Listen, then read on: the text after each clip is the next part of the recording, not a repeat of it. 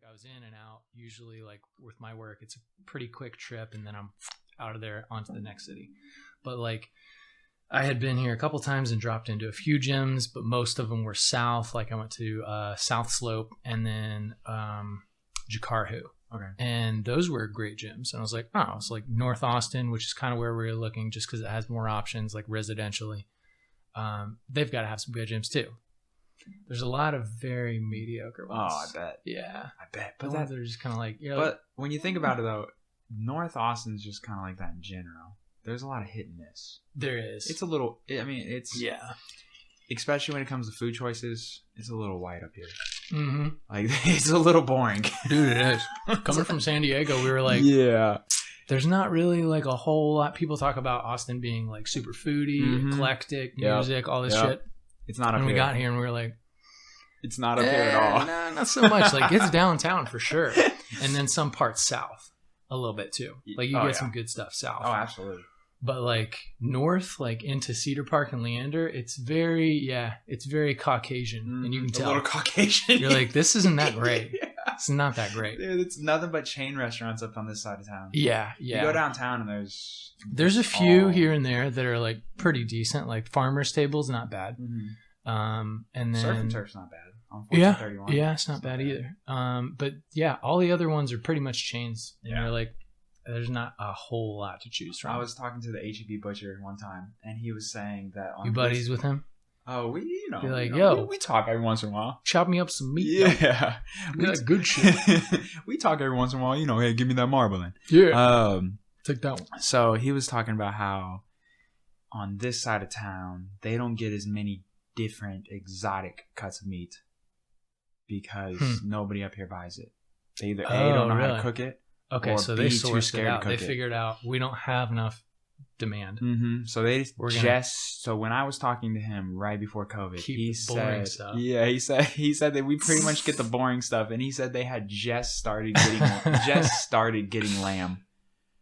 Just started getting lamb up Wow. here. Yeah, That's pretty boring, dude. it is kind of boring up here, but that's kind of the plus and the downside. I mean, I feel like it's becoming less so. Like there's a lot of people I would agree. moving here from various places all across the country, right? Like Apple's HQ2 that's off Parmer now, that's going to be opening up very soon. We always joke like our neighborhood Treviso is like sponsored by Apple. Everybody in that neighborhood works for Apple. There's like our next door neighbors, Apple, 2 doors down, Apple, across the street, Apple, and then there's like another, like they're all over the place, man. Everybody. And like everybody that's at Apple, like of all those people, is pretty diversified. Like there's, and you name it, like Asians, Indians, like there's a lot of people that came here from Washington, that moved down from Washington. Okay. So you got the Pacific Islander.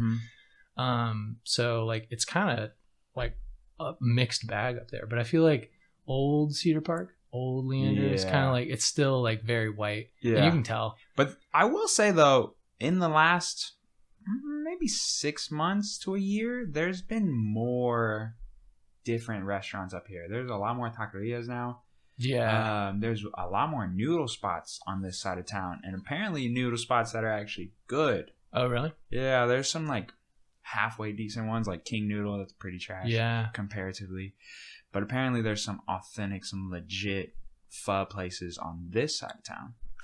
Yeah, Fanatic. All right. I think. I've heard of that, yeah. Fanatic's on this side of town, I think by the Target. And that one's on the list of Austin's best pho. Oh, really? Yeah. I've never been there, but I'll have to check it out.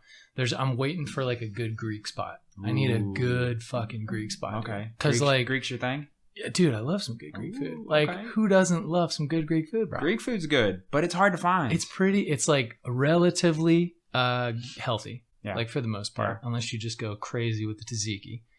And then it's just like you're eating yogurt. Yeah. You fat piece of shit.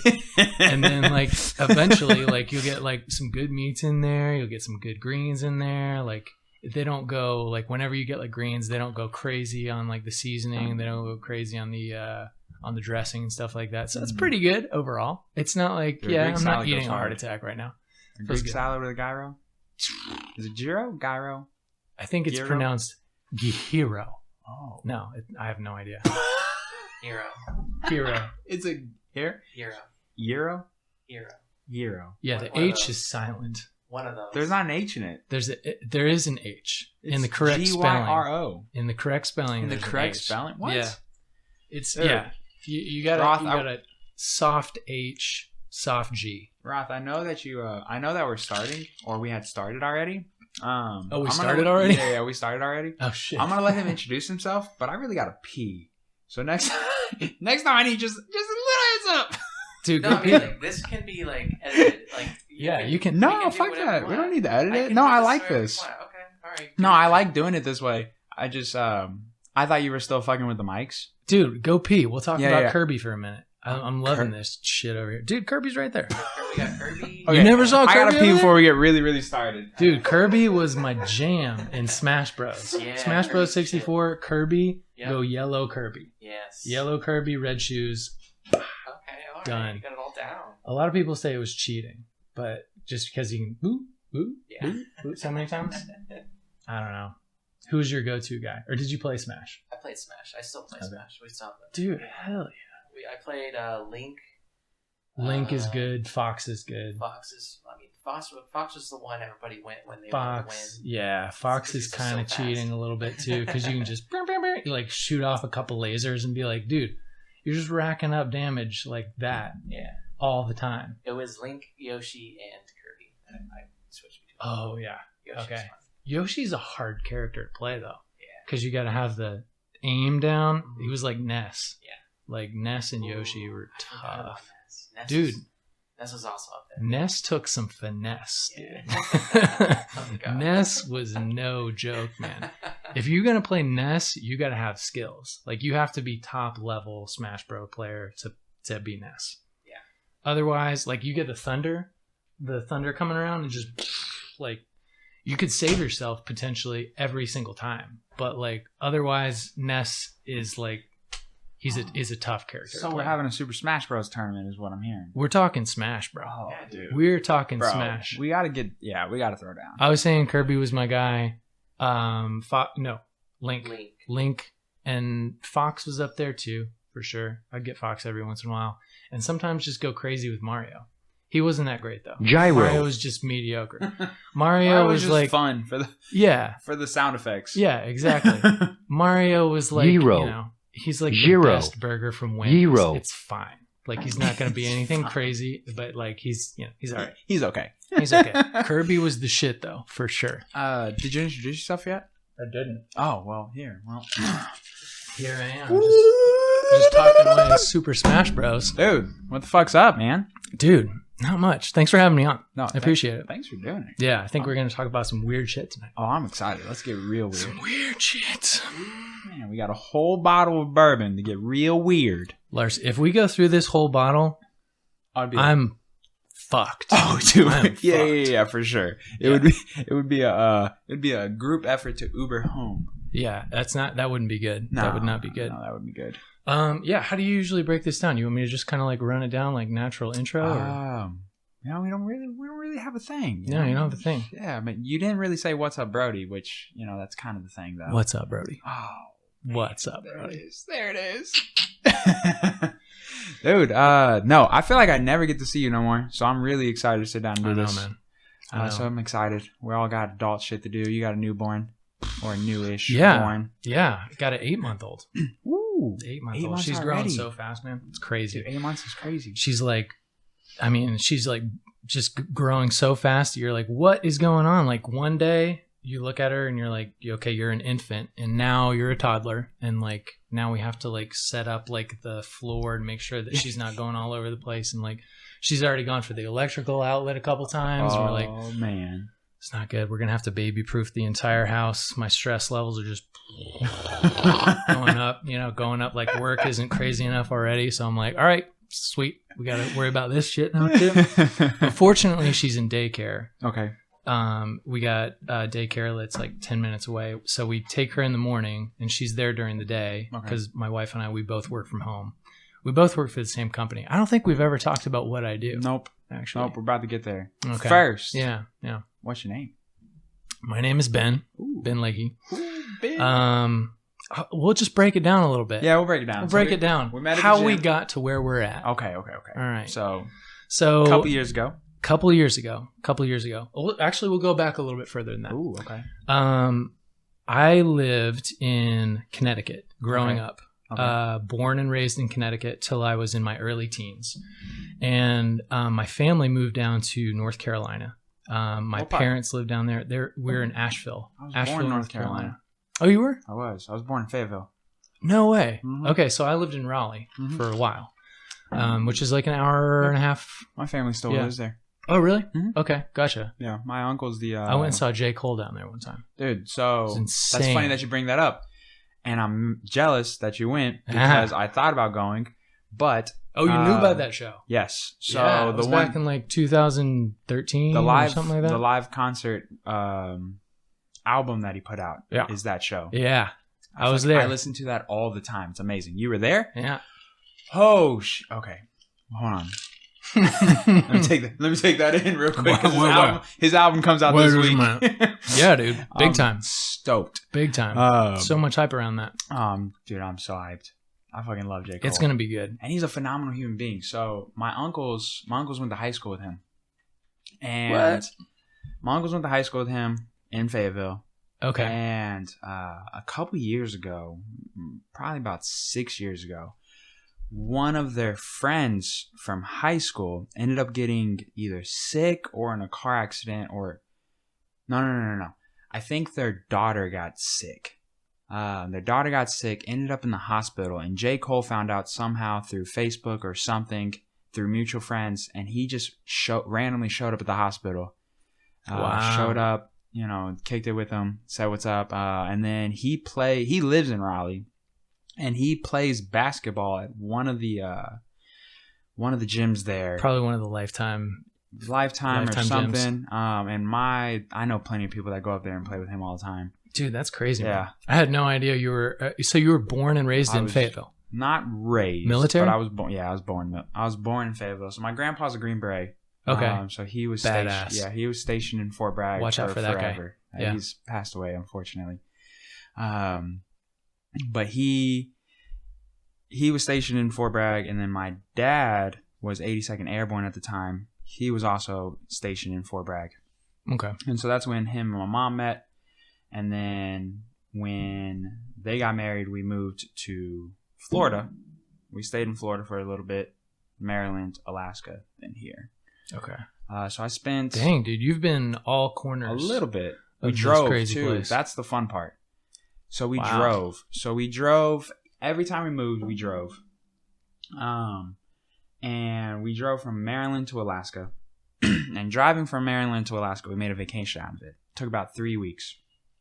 So we went from... Yeah, that's about as far as you can go on a road trip. Oh, yeah. Unless you're going from Florida. Almost as far as you can go. That's crazy, man. So that was all while your dad was in the military. Mm-hmm. Okay. Yeah. Your mom too, or just your dad? Just my dad. My mom was a stay-at-home. Okay. She took care of us. Did a great job. That's awesome. My mom was stay-at-home too, for the most part. She had a kind of part-time job here and there. But what did your dad do? My dad did he did a lot of stuff. Originally he worked for Nike. Okay. So interesting. Yeah, he worked for Nike for a while. And when he was up in Connecticut, he eventually moved to another company that my mom's dad was working at, and he was reporting into him. Okay. So, yeah, right? A little pressure there. Yeah. But anyway, he made a great impression apparently to his boss. Okay. And his boss, my granddad, was like, hey, you should meet my daughter. So he must have really liked this dude. Oh. He was like, my dad made a good impression. Oh, so that was before they met? Yeah. Oh, so he was like, hey, you should meet my daughter. Mm-hmm. She's down in Florida. Because he lived in Florida, he reported into him. They were regional. My dad was regional up in New England. Okay. And my granddad was kind of like the southeastern part. But he reported into him. And anyway, he was like, hey, yeah, you should meet my daughter at some point. So they set it up. And the rest is history. And then you came. Yeah, exactly. You have brothers, sisters? I do. I have 5. 5? Yeah. Siblings or brothers? 4 boys and 2 girls. Oh. Total. 4 boys, 2 girls. That's including 6. myself, yeah. So 5 siblings. Yeah. Quick math. Bourbon. Yeah, exactly. The bourbon always helps the math. That's what Sean Carroll says. But anyway, so the family was up in New England. We were up in Connecticut up until I was like in my early teens. We moved down to North Carolina because that's where the rest of my mom's family was. Okay. And we lived in Asheville, which is like, Asheville is this like small mountain town. It's really pretty. There's a whole lot of breweries, a lot of wineries, a lot of like touristy stuff to do, but not a whole lot to do and offer as far as like, if you're a young professional. Okay. It's not really the place to be. Okay. It's where people go to retire. Or if you have a job that you can work remotely, which that kind of fit the bill for my folks. So that's where they were. And I knew I was going to eventually have to go somewhere else. As much as I love Asheville, it's a great place, but it doesn't have much to offer for people that are our age. So went to school, undergrad at Appalachian State, did grad school at MIT, and then moved Wait, were you from there? You're there close to the time y'all beat Michigan. Yeah. Yep. You were there. That was my freshman year. Ooh. Yeah. Freshman year, dude. Sports Illustrated cover. Boom. That's our claim to fame. How was that on campus? Like, dude, it was insane. It had to have been wild. It was insane. So like that whole the goalposts got torn down. We dragged the goalpost up to the chancellor's house, literally in front of his house, like with the goalposts. And he wasn't even mad. He was like, guys, this is amazing. It's a great day.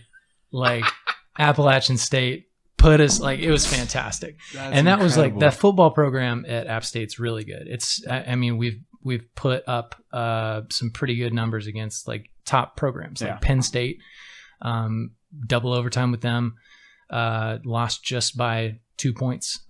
Michigan obviously overtook them. Yep. We put up some good games against other players, other big teams, LSU, Georgia.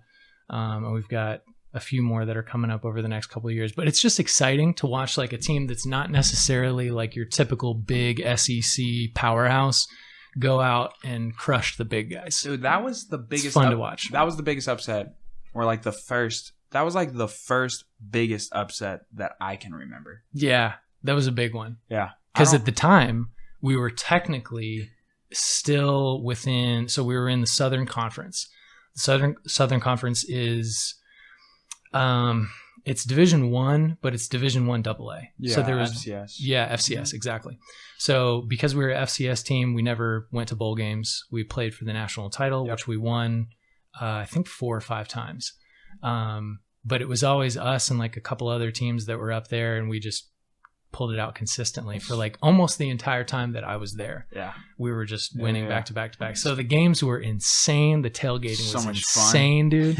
It was mad. You're up at 333 feet elevation. Yep. You're in the mountains. Yep. Like these mountains are just coming out of the stadium. Literally the stadium's like a bowl. And there's just mountains coming out of the stadium. It's wild, man. That's dope. The sound reverberates off the mountains. The whole place is shaking. It's crazy. Speaking of playing for the national championship, my alma mater, Sam Houston State, plays this weekend on Sunday for the national championship. So when I was there, North Dakota State beat our ass twice in the national championship. Fucking Carson Wentz. They always have a good program. Oh, dude. And Carson Wentz lit us up. It was always a slaughter. Dude, he's so talented. He's underrated, but also kind of overplayed a little bit. I'm excited to see him with the Colts. Yeah, I think he'll do well. The line is no joke. I think it'll take a couple years. It'll take a few years of figuring out what they're doing, but like he's like you said, if wherever he goes, there's gonna be a following, and there's gonna be some talent that gets drawn in because of him. But we won't go too nerdy on football. Yeah, right. We're going to get nerdy in other stuff. We also be like, what are they talking about? Okay, so you went to Appalachian State, and then, keep going. Yeah, so went to App State for undergrad. I was originally thinking that I was going to go to med school because everybody else that was in my friend group was like med school. Everybody was pushing it really hard. So what'd you go for undergrad? Biology and chemistry. Okay. So it was pretty much on the pre-med track. I was going to go. I took the MCATs. I was like applying to a couple schools, got into a few, didn't get into some others. And I was never convinced. I was like, I don't think I want to do this. Okay. Like I was waiting for something to happen that would be like, this is why you want to do this. But it just never really happened. So had a bunch of friends that were in the same friend group, in the same circles that were doing that. So I was kind of like going along with the crowd, I felt like, for a while, which was, it was fun. It was great. Like, I enjoyed it. I wouldn't take anything back. But biology and chemistry for me, like the hard sciences, was like what I like geeked out on and nerded out. I was like, this is cool stuff. I like this. I don't like writing papers. Yeah. I'll take a test any day. Sure. But writing those papers was like, oh my God. Those elective classes, you're like, it was a struggle. So anyway, finished up at App State, was kind of on the fence about going to med school, and I got offered a job. And that was kind of like, all right, cool. I can take this paycheck now and not have to worry about going to med school. Wasn't super vested in it anyway. So it just made sense. Okay. So I took the job, and this was in Raleigh, when I was living in Raleigh. So after school, got the job, moved to Raleigh, and worked for a company called PRA Health Sciences, which is the company I still work for. Okay. We were acquired by another company called Icon. So we're trying to figure out what exactly that's going to look like. It's going to be a merge, basically, of two clinical research organizations, which is, it's technically what it's called. But we run all of the clinical trials for any molecule, any drug that goes to market, no matter what it is. If it's an FDA approved drug, scheduled or not, we do the clinical trials on it to prove its efficacy and safety. Okay. So it was still very much within the space of what I was interested in, and research hadn't been something that was really like introduced. Like, I wasn't introduced to research until I got out of school. Once I got out of undergrad and kind of figured out that whole world, I was like, oh, this is pretty wild stuff. There's some interesting things happening here. So that's kind of where that took me to get the job there. I was in Raleigh for, I want to say 6 years. And I met my wife there through a mutual friend, and we moved out to San Diego because my boss at the time, she was like, hey, we could use you out in San Diego to work on a few projects that we have that are somewhat regional to the area. There's a big presence in La Jolla. It's called the Salk Institute, where a lot of biologics happen. La Jolla is so beautiful.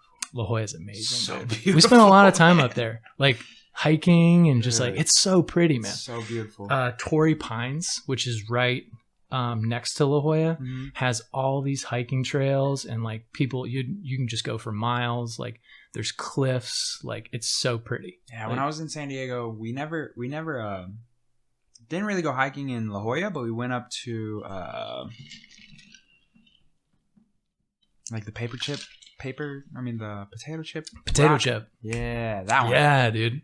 That's a hell of a hike. It sure is. Ooh, it sure is. Straight up, we ran that mug. You ran it? Well, Jesus Christ. A little bit. Dude, we took, when we went up to Potato Chip, we had some of our best friends, Corey and Kim, that came out from North Carolina to visit us. Okay. And we decided to take them there that weekend. It's a hell of a hike. They were like, guys, why are we doing this? This is ridiculous. Hell of a hike. We were like going up, and halfway up, it was super hot. Yeah. Right? It's like probably close to 100 degrees. Just hot as shit. There's no shade. You're like just sweating bullets. Like, going up that thing, it was insane. Like, we were walking backwards some of the time just to kind of alleviate the pressure from your calves, because otherwise you're smoked. Yep. That's a big hike. Yeah, I think we had the goal. If I remember correctly, we had the goal of running that thing, and I think we started off. Yeah, we started off. I think we ran. It was more of like a run walk for sure. Yeah, you see somebody running up that thing, you're like, it's audacious right there. Just like run. You'll see some people running it with like a vest. Yeah, you're like, okay, that person's Speaking of out vests, of their we got mind. Murph coming up in a couple weeks. Dude, yeah, we got Murph. Murph's gonna be coming up. I bet Dustin. I haven't done Murph in a minute. 45 minutes with a vest on. That's a fast boy. Yeah. Shit. Yeah, I'm not gonna be doing that for sure. Not. I'll do it, but I won't do it that fast with a vest. Yeah. Dude. Yeah, I've done it a couple times with a vest. With a vest, that last mile run it's miserable. Torturous. It makes you question your just reality. You're like, what am I doing right now? That hill outside the gym, up Cypress Creek, That hill, I walked it. That second mile, I walked it. I walked it. After those 300 air squats, I was like, I'm good. I'm good. Why are we doing this? The last set of air squats before the run, and that first 200 meters of that run, you're like, dude, no. Your legs are legit cement. Yeah. It's bad, man. It's bad. But yeah, Murph coming up. That's going to be good. I haven't done it in a while. It's been a couple of years since I've done it, and I haven't done it with a vest in probably like 5 years. What? Yeah. We got to get you back at it. I know, man. I know. If you give me a vest, I'll probably do it with a vest. It's time for you to join. I'll partition the shit out of that. That's true. I'm not gonna. It's time for you to join the 6:30 a.m. class. Dude, I was talking about this with somebody the other day. The having a newborn it's life altering for sure. God. It's amazing. Like a little girl is the best thing in the world. Is it though? It is. It really is, man. It really is. It's like, I don't know. I can't explain it, but like, it's like it's like being in the honeymoon phase of a relationship forever. Okay. It's incredible. Yeah. It's really cool. And she's really, really good. She sleeps well. She eats well. She's a happy baby. Fortunately, very healthy. So like we got lucky. And what's her name? So her name is Isabella, but everybody calls her Izzy. Okay. And so Izzy is, she's 8 months. But she's incredible. That's a cute name. She's incredible. Cute name. Yeah. We wanted to go for something that was, not just like your run of the mill, what's popular in 2021 name. Brittany. Yeah. Sarah or something like that.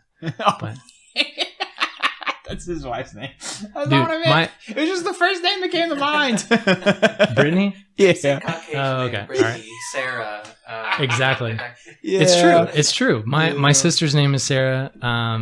She's great. My brother's wife's name is Sarah. She's great. Like it's not in the name. We wanted to go for something that was a little bit more international. Sure. So Christina's whole family, obviously, they're from Venezuela. They moved here when Christina was 14 to the US.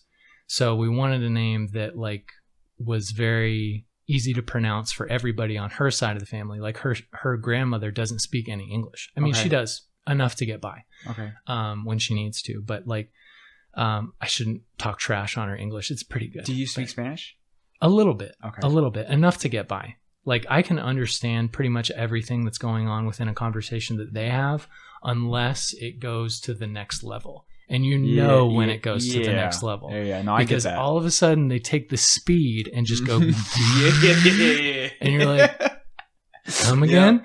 Yeah. I don't know. Like all the verbs get mushed together in this hyperspace of words that you're like I don't know what long word. Yeah. No, exactly. I'm good until they hit that level. Yeah, like, exactly. Context clues. I might not be able to translate the entire sentence perfectly, but I can typically get the concept of what you're saying. But when they kick it into that hyper gear, right. So I can usually understand what's going on for the most part, but when it gets kicked up, like Christina has an aunt that's like she talks very, very fast, is she still fluent? Oh yeah, okay, yeah. She talks with her family in Spanish all the time. That's cool. Yeah, so sometimes I'm looped into that, and so I get to practice a little bit. But like we don't talk Spanish. Like Christina and I don't talk Spanish. Sure. Like just us conversing. You're gonna teach Isabella Spanish? She'll learn Spanish. Awesome. Yeah, she'll definitely learn Spanish. That's She'll awesome. be bilingual for That's sure. Awesome. Yeah. That's the way it'll be because so Christina's parents live in Houston. They're about 3 hours away or so. We're going down there this weekend. So just being around them enough, she'll pick up on all the Spanish. That's and awesome. She'll learn all the Spanish. That's just so cool. naturally. Yeah. And Christina's brother, they have 2 kids. And they're about, 4 and 8. So they're a little bit older than Izzy. So they'll be able to kind of teach her a little bit too. That's awesome. But their English is way better than their Spanish. Okay. Like they're raised in the U.S., born and raised in the U.S. They go to school in the U.S. They're, they're not talking Spanish. They're talking English. I know. But they know Spanish. Spanish. Struggle. That's the struggle in practicing Spanish here. It's so hard to engulf yourself in that language because you're gonna just revert back to speaking English. Mm-hmm. Like I tried. It's so easy to be like, oh, we're just gonna speak in English now. Like it's just easier. Yeah, I try to get better at my Spanish, but it's impossible. Yeah, the best way to do it is just to be fully immersed in it. Like go to Florida, because Florida is not the United States, really. It's Florida is Florida. They're wild down there. Yeah, Florida is mostly Cuba. Yeah, with a little bit of Venezuela sprinkled in there, right? And then a couple other like Hispanic. Like, and it's very much like the Wild West, right? Yeah. Like Florida, anything goes, man. You can do whatever you want down there. Jacksonville's a whole nother crazy. The UFC event was insane. Insane. They had that bitch packed. Yeah. It was cool. You can do whatever you want. Yeah. COVID's been over there for a long time. A long time. Yeah. Florida wrote the rule book on how to deal with COVID. Bro. And everybody's going, what? Yeah. You did what? 6 months ago? Yeah. Yeah, they don't give a shit. No. They don't care. No. But anyway, yeah. So Christina's family, they're down in Houston. Izzy will get a lot of exposure there. But yeah, getting back to what I was saying as far as introduction goes. Hold on, I still have questions though. Okay. I still have questions. We'll get back to that in a second. Go ahead. Yeah, I still have questions. Have y'all went to Venezuela? Does she have family still there? She does. Okay. She does. She has family. She has a good amount of family there. Okay. And most of her family is in the capital or just outside of the capital, which is Caracas. Okay. Very, very dangerous place. Yes. Venezuela is extremely dangerous. Yes. There's not a whole lot of good stuff going on in Venezuela, unfortunately, because it's a beautiful country. Like Venezuela has some of the most beautiful waterfalls in the world. Tallest waterfall in the world, Angel Falls, is there. Yeah, it's amazing, dude. Look it up. It's incredible. Angel Falls. Hey, yeah. Rough. Have you ever seen the movie Up? So no, I know. People are gonna kill me for it's this. Okay. It's all right. It's a good movie. I haven't seen it. I know it's good. Yeah. But I also know it's extremely sad. I won't give it away, but there's a huge waterfall in that movie that like the wife wants to go to. Bro. Yeah. It's huge, man. Dude. It's massive. Those who are listening / that thing's incredible. For those who are just listening, you have got to look up a picture of Angel Falls in Venezuela. That is incredible. Yeah. And it's so that like that picture doesn't even really do it justice. It's so big that there's a couple like yeah, look at that shit, dude. Dude, that's insane. That's nuts.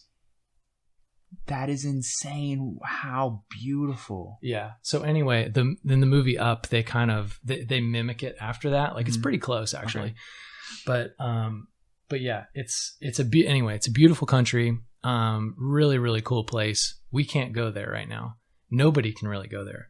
If you're from the United States, really, if you're from any country, like you really can't go to Venezuela. Like people get kidnapped there on a regular basis, held for ransom.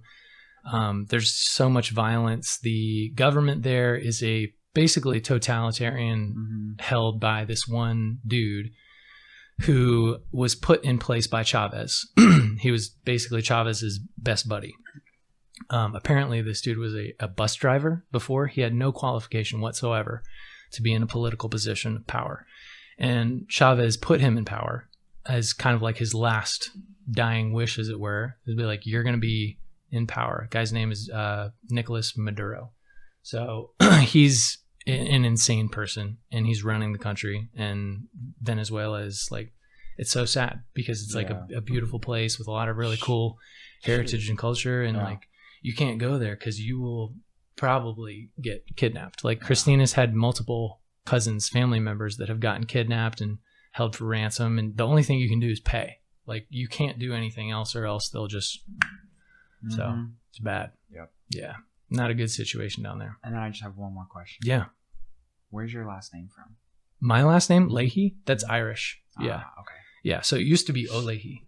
So Leahy is about as Irish as it gets. Everybody over there is. That makes sense now that you said it. Yeah. Yeah. Leahy is, everybody over there is Leahy for sure. So I know somebody. So when you lose the O in your last name, I've heard that's because something bad happened. No, I have heard that too. I think that's more of a wives' tale, actually. Okay. So losing the O is basically the Americanization of the name. Gotcha. Yeah. So whenever you see a name that has kind of a little twist to it, ends in, usually like a HEY or EY or Y or something like that, it was predecessed by an O. It's a lot more difficult to have an O something than just the name itself. Sure. So people just go, oh, for the purpose of simplicity and making it more American name, they just drop the O. That sucks. Yeah, it's kind of boring. It sucks. Yeah, it sucks. It sucks how we do that. We do that. We do that with a lot of stuff here. Yeah. I was watching a clip not too long ago. It was from the Joe Rogan podcast where there was a guy he had on. Who's there. That? Who's who? No. Who's Joe Rogan? He had a guy on there not too long ago, and forgive me, I don't remember his name. I didn't watch the episode. I saw this. Someone sent me this clip, and I thought it was super interesting. He was talking about how the African people were here far before slavery. And then I was looking it up a little bit, and recently they found a bunch of Egyptian remains in like the Grand Canyon, and then they found a little bit more. They found a little bit more around the southeast coast as well. And his thing essentially was that the majority of Africans didn't come here from slave trade. They were already here. And he talks about how the African kings, specifically the Egyptian kings, had saved the Roman Empire from the plague, essentially. They had the Egyptian kings taught them running water, the whole 9 yards. And I'm going to butcher the rest, so I'm not going to continue to quote it. But essentially, they had taught them a bunch of stuff.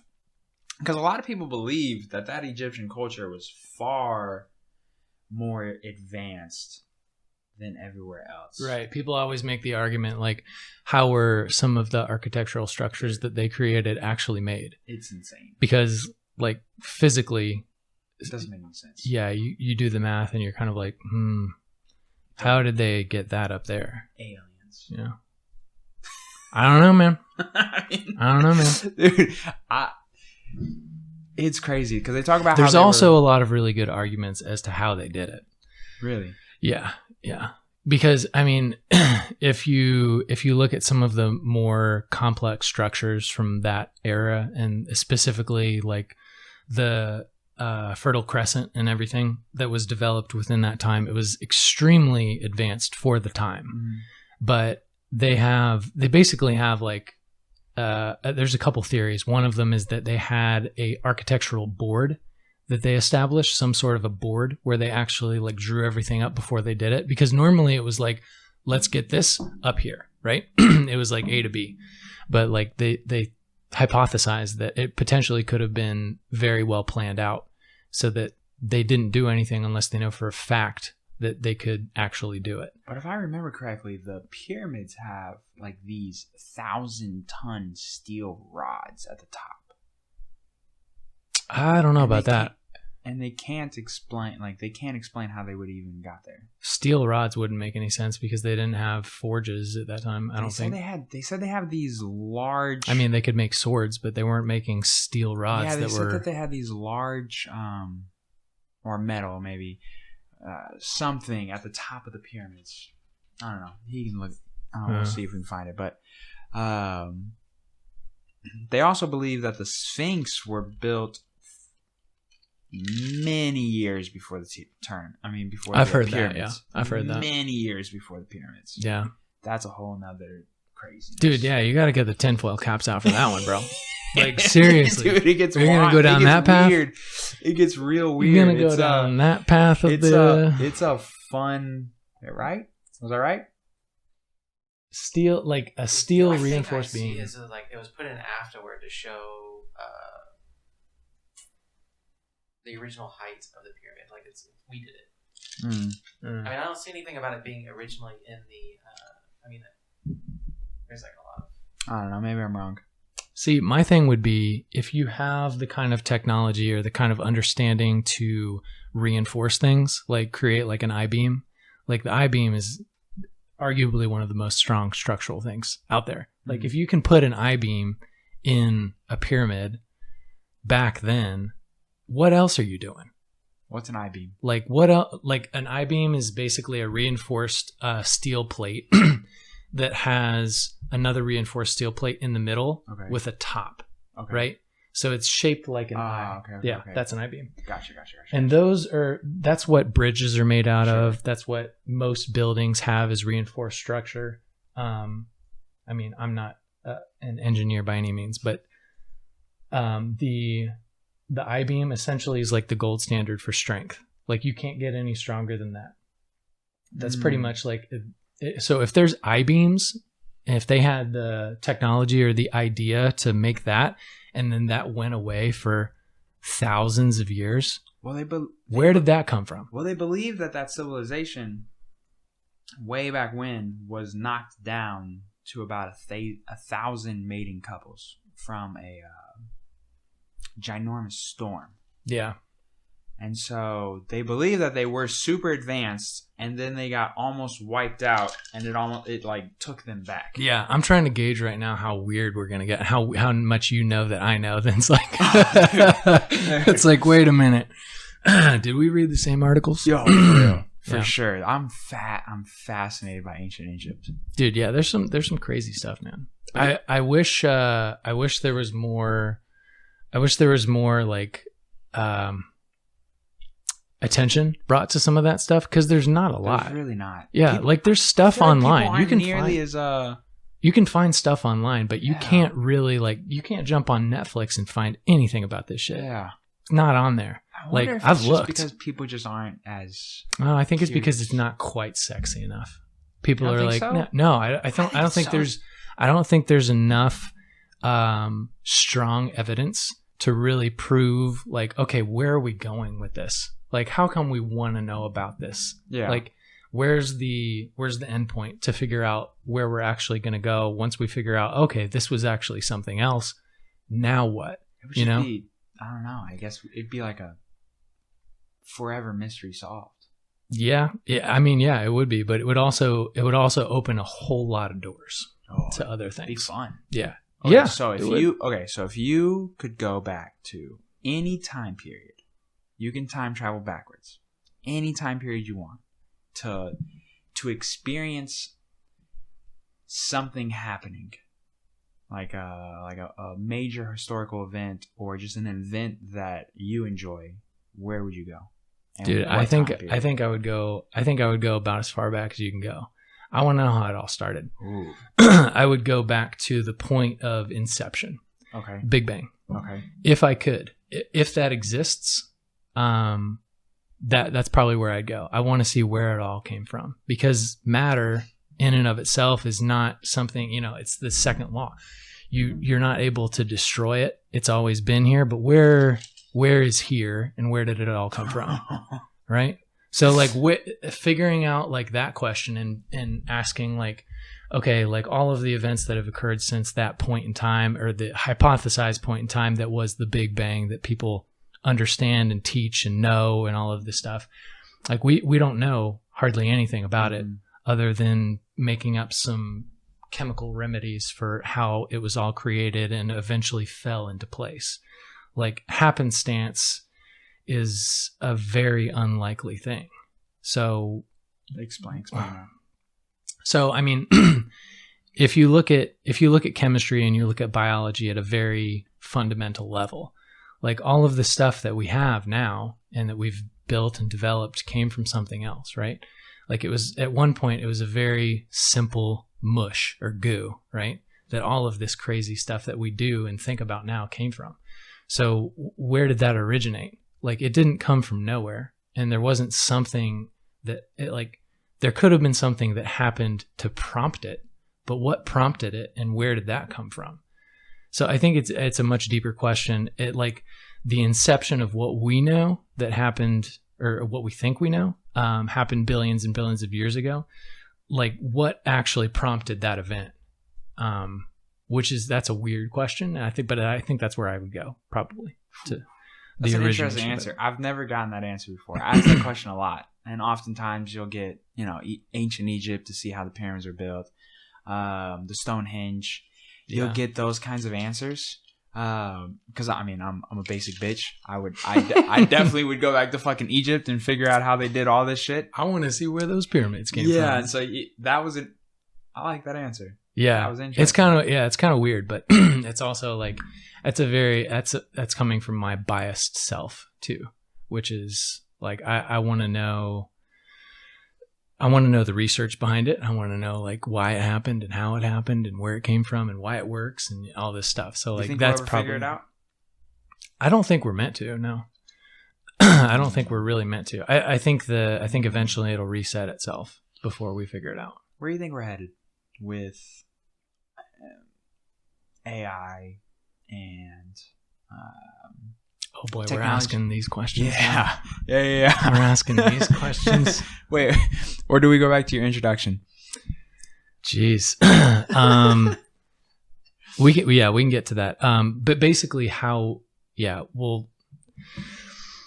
so I think the main thing is that eventually we are going to have some sort of, we probably already have started some sort of a convergence. Mm-hmm. And everybody that we know, like all of our friends, all the people that we converse with and talk with and have, relationships with are in a sense already very much advanced people. Like we're extremely advanced. Like a lot of people make the argument that, we're digressing. Like we're in a state of, or basically like in a state of no progress being made towards a ultimate goal that is yet to be defined.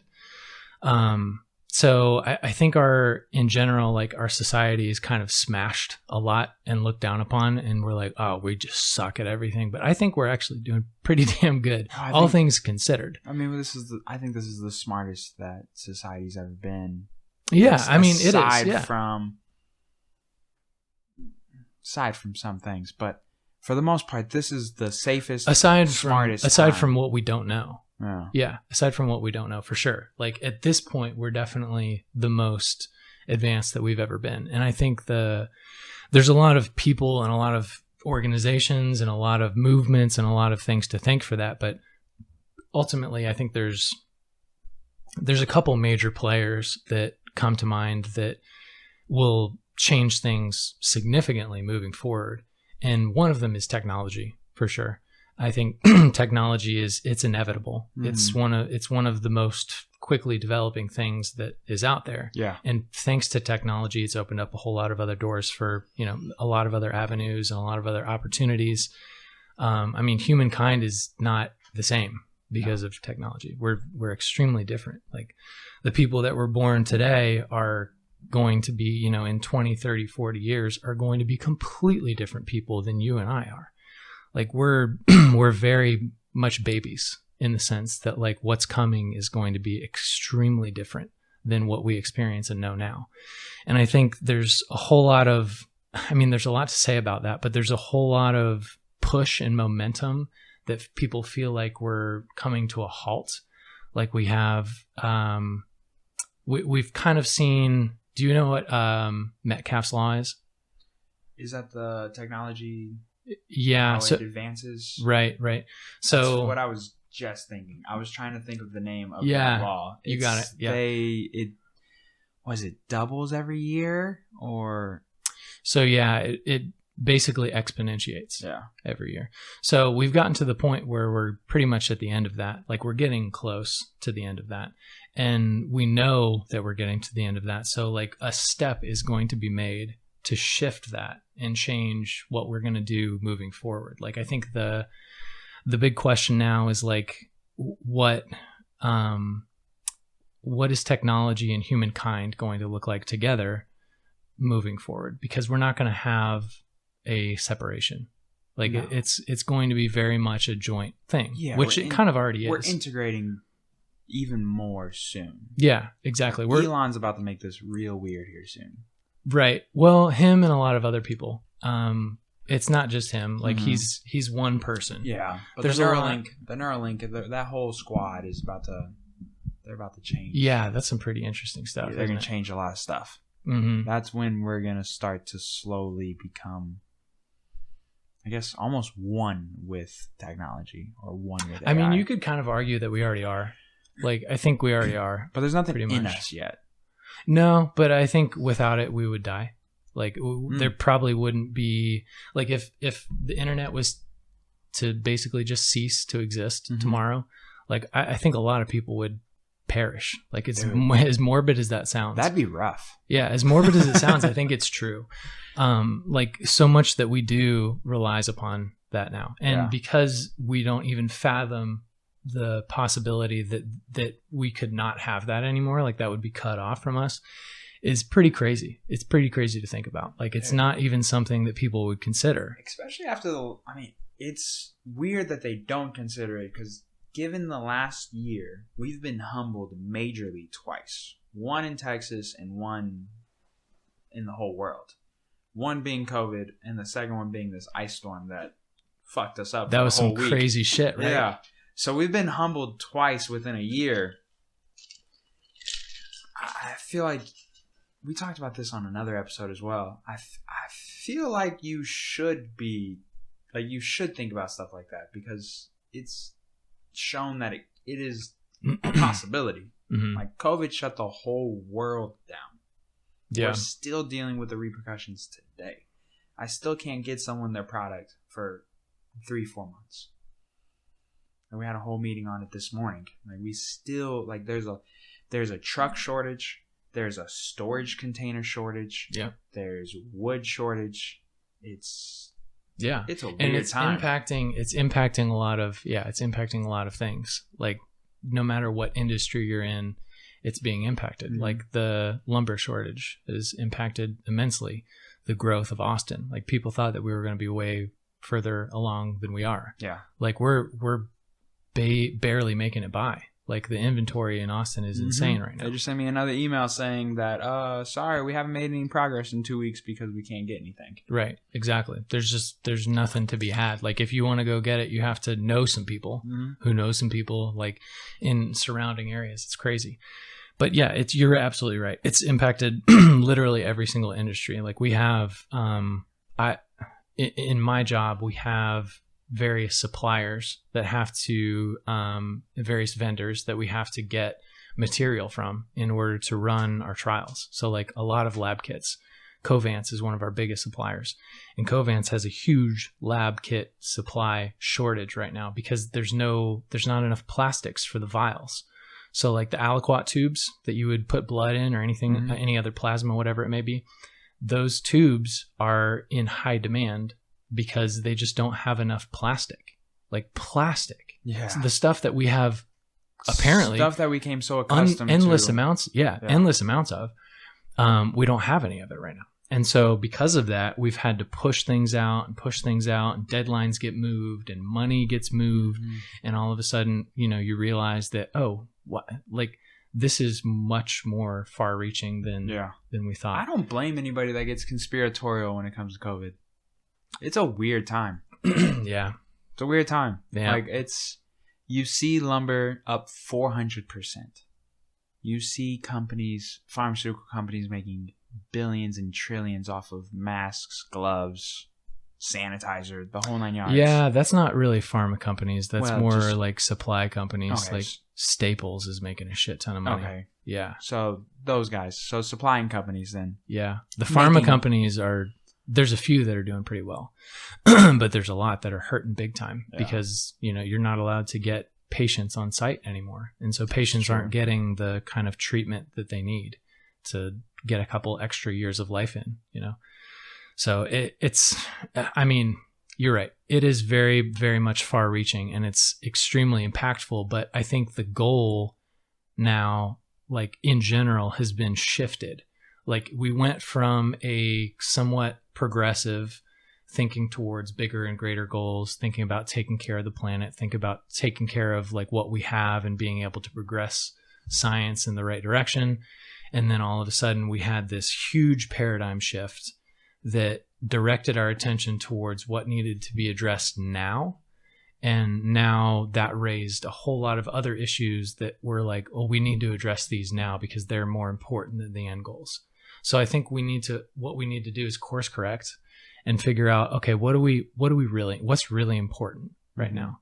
Like, what do we really need to focus on, and where do we need to put the effort right now? Because what do you think? Well, companies are hiring. Everybody's hiring right now. You can get a job anywhere doing whatever you want. The United States is doing very well. If you want to get a job, you can. So I think the big thing that we need to ask ourselves is what should those jobs be really? Are you going to go work for Amazon and deliver packages? Are you going to go be in real estate? Are you going to work in trucking? Are you going to work in manufacture? Are you going to, what are you going to do to contribute to the whole thing moving forward? But why are you going to do that? What's the end goal really? Why are you driving the truck? Why are you producing the product? Why are you, hustling in real estate? Why are you doing what you're doing? So I think that's a super hard question that everybody needs to ask, and just kind of take a step back and realize that we're all moving towards something, but nobody really knows what it is. I think everybody works better, more efficiently, harder when they know what the goal is. But right now, nobody really knows what the goal is. Most people are kind of in this weird limbo that partially because of the pandemic, partially because of other things too, that has kind of cast this shadow over them, and they don't really think about what the goal really is. So people aren't as motivated to do well and to push hard and to promote things and to do take pride in their jobs. I think everybody's kind of been knocked down a level or so. And so most people aren't performing at the capacity levels that they could be because of that, because we don't have a goal right now. Right now, the goal is let's just get out of COVID and move on. It's kind of passive. Mm-hmm. And because of that, it's subsequently become very much aggressive, because there's so many people that have these varying views of well, if I'm not working for this, then what am I doing? And so people have become a little bit more crazy these days, everybody's kind of on edge a little bit, a little bit more. I mean, I just think it's still so wild that people were told they were non-essential. That's pretty wild, right? Yeah. That's a strange thing. Non-essential. To even fathom. You don't really matter. Yeah, to characterize someone as non-essential. And it's so weird to me that how many people just went along with it. It's that is really strange. You were told you were non-essential. Yeah. That's not. I mean, for a while, it was sad. For a while, it was basically the whole world kind of went on pause, and almost everybody was told that they were non-essential. Everything just kind of paused for a while, which that was very, very strange. For everything, I understand, if there's fear basically comes from the unknown. And at the time, it was very unknown what we were dealing with because nobody really understood where it came from. So, I mean, we could talk about that a lot more, I'm sure. But for a while, people were in limbo and understanding what exactly they were supposed to do. And because they didn't have direction, there was no motivation. And so everybody just kind of took a back seat, and people are still kind of in that back seat. Mm-hmm. We haven't kicked it into the driver's seat yet, and we're not taking control yet. It'll be nice when we get to that point. And I think we're getting there. It'll eventually happen, but at the time, we're very much on cruise control. It really right now. Feels like we're still dragging this out. Yeah. That's why Why do you think that is, though? Dude, I think there's just so much money being made. From? Different, like lumber being up 400%, or people making money off these masks. But that's a supply and demand thing. They're killing it, though. Why would they want it to stop? Fauci just came out the other day and saying masks are going to be seasonal now. Why would they want this to stop? Yeah, but I mean, they're making so much money. Yeah, off masks. Yes, masks. I don't know about that. I mean, masks. You can't make a whole lot of money off masks. You could sell billions and billions of masks, but masks are not going to get you there. I mean, that's a very small part. Yeah. It is. Sure. Whoever's making 3M, greater and greater. 3M or whoever's making the masks, they'll probably make some good money. But who else is making somebody else might get a little royalty or kickback from that. I don't know who's specifically, but That's a pretty small sliver of like, the global economy. Then what else? Like, why? Like, I think it's still very much a primal thing. It's very much like a safety thing. People wanting to know for a fact, 110%, am I going to be okay? But right? Because are we ever going to get to that point? That seems unrealistic. I think eventually we will. Yeah, but it'll definitely take time. Unfortunately, but it'll take time. I think the understanding behind how to deal with all of this is going to become more and more of an accepted thing. There's a whole lot of beliefs about various topics regarding the pandemic and where it came from and why we're doing this and why people still have to wear masks and why you have to, you can't go in the grocery store without a mask and why you can go outside and it's fine. And then vaccines is a whole nother very large topic that a lot of people don't like to even talk about. The commercials are weird. What commercials? The vaccine commercials. Oh, like by like Facebook and Google and everything? Those, but then the ones that they're just blasting on TV. Yeah. Blasting. Right. Like every other commercial.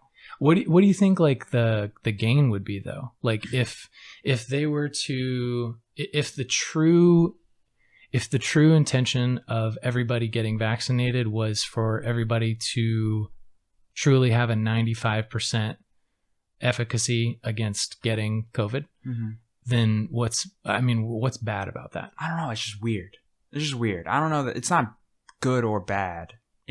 And not for or against. I just think it's just odd. Yeah. They're just they use very specific words. Yeah. And I agree. And they're very strategic with how they market it. Yeah. Yeah. And it's just like, do the right thing.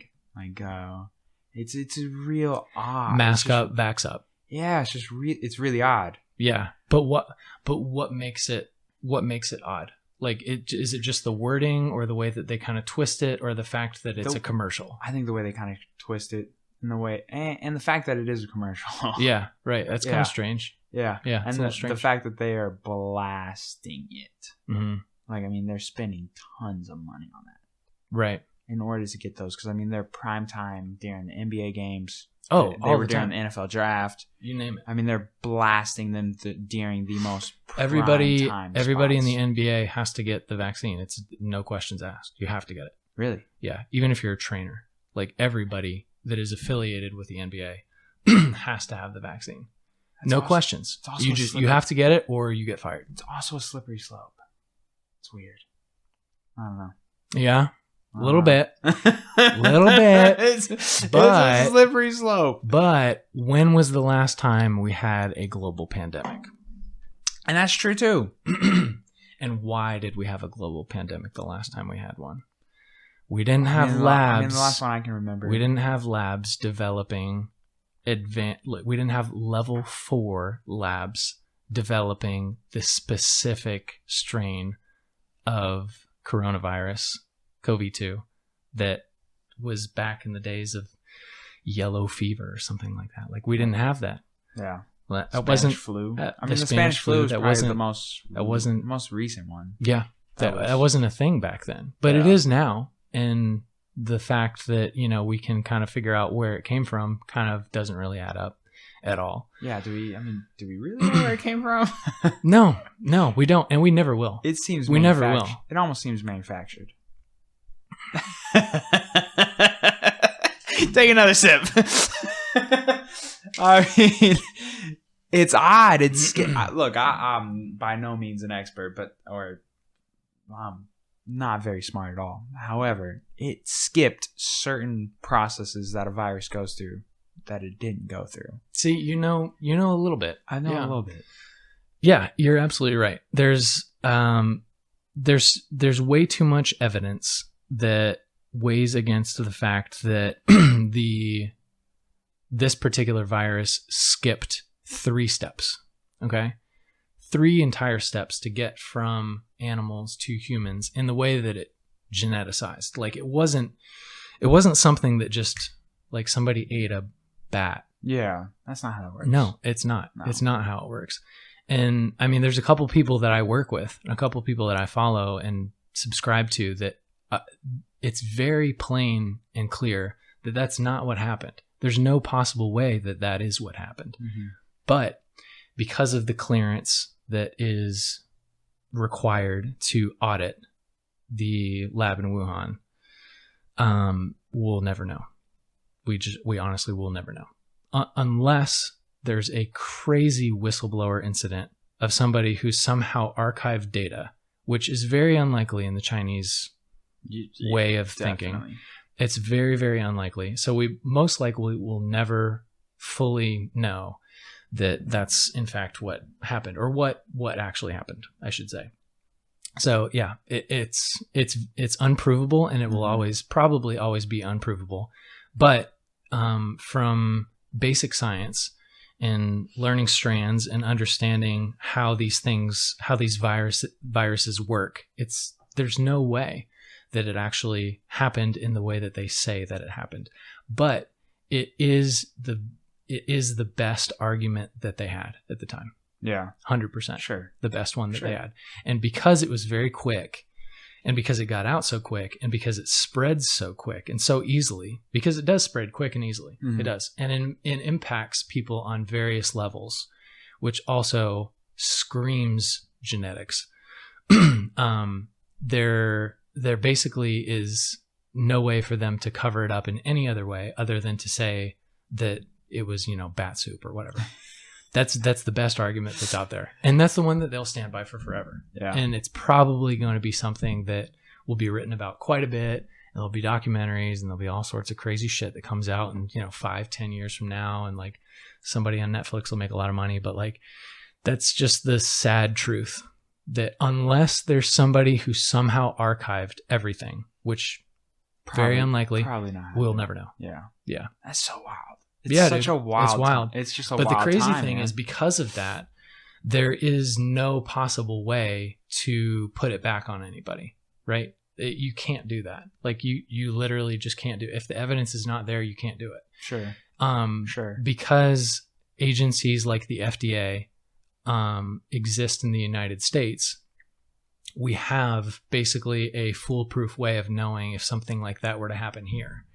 If something like that happened here, we'd know about it real quick. There would be a lot of people that would talk immediately and would say, hey, this is what happened. Here's all the documentation for it. We know exactly why it happened, when it happened, and how it happened. Like, we can give you the time down to the minute, like what happened. But in China, their regulatory agency that governs all pharmaceutical research and all microbiology is completely tied and married to the government. So whatever the government wants them to do, they'll do. Yep. So because like agencies like Health Canada and FDA and various others that exist around the globe are not married to the government, they can say, hey, we're going to independently audit, and we're going to be able to tell you what exactly needs to happen and how it can be recorded and how it should be recorded. But in China, that just doesn't exist. So yeah, we'll never have full proof. Yeah. Which is super unsatisfying, right? It's just like, I kind of want to know why. It's just it's just a crazy thing. Yeah. There's so many different opinions on it. Yeah. There's a lot of opinions. It's really hard to maneuver and try to figure out what's right and wrong. Yeah. Well, it's highlighted the differences between choosing a side. Yeah. Like, choosing a side has become more and more sexy over the past couple of years. Absolutely. And it really was it was kind of a perfect timing thing with everything that happened with the pandemic as it rolled out. In relation to events that happened 3, 4, 5 years ago, that people were extremely polarized over. And obviously with, everything that's happened within our government, particularly in the United States, like, we have this huge polarization. and people enjoy it. Like a lot of people enjoy it. It's weird. Yeah, it is weird, but it's also very it's very predictable. Like it's happened in history quite a bit. Yeah. Like people enjoy being part of a tribe. Mm-hmm. Like you enjoy, like there's. It's a fantastic book, by the way. Tribe. Yeah, it is. It's a great book. The tribal effect and understanding why being part of a group is important, because it is very important. It's extremely important. It's how we survive. Like it's how everybody ties themselves to a support group that allows you to live to your optimal level. Like otherwise you're not going to flying solo, you're not going to make it. Yeah. Or at least not as well as you would if you were part of a bigger group. So the tribalism effect, whether it's recognized or not, is very much a thing that's happening right now and has been highlighted because of everything that's happened with the pandemic. So like people really enjoy that, like especially when you have something like social media that creates a highway essentially for to everybody.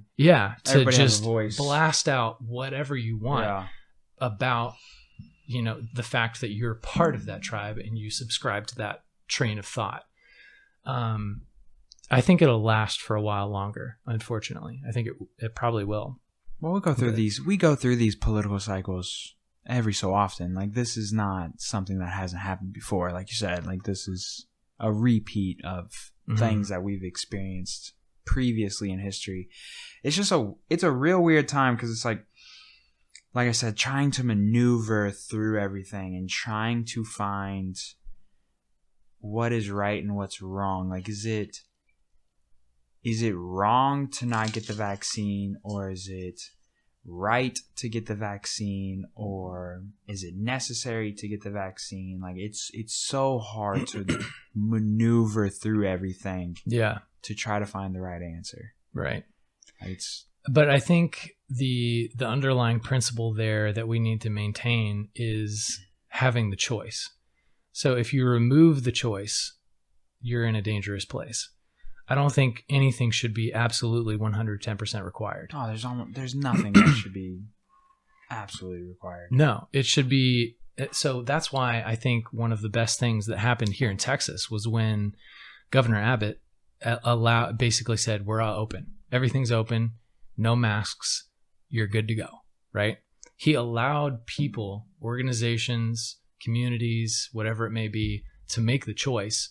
Hey, should we do this or should we subscribe to this? Like he gave people the choice. And I think most people made the right choice. Like Texas has done really well. Yeah. Like overall, we've done really well.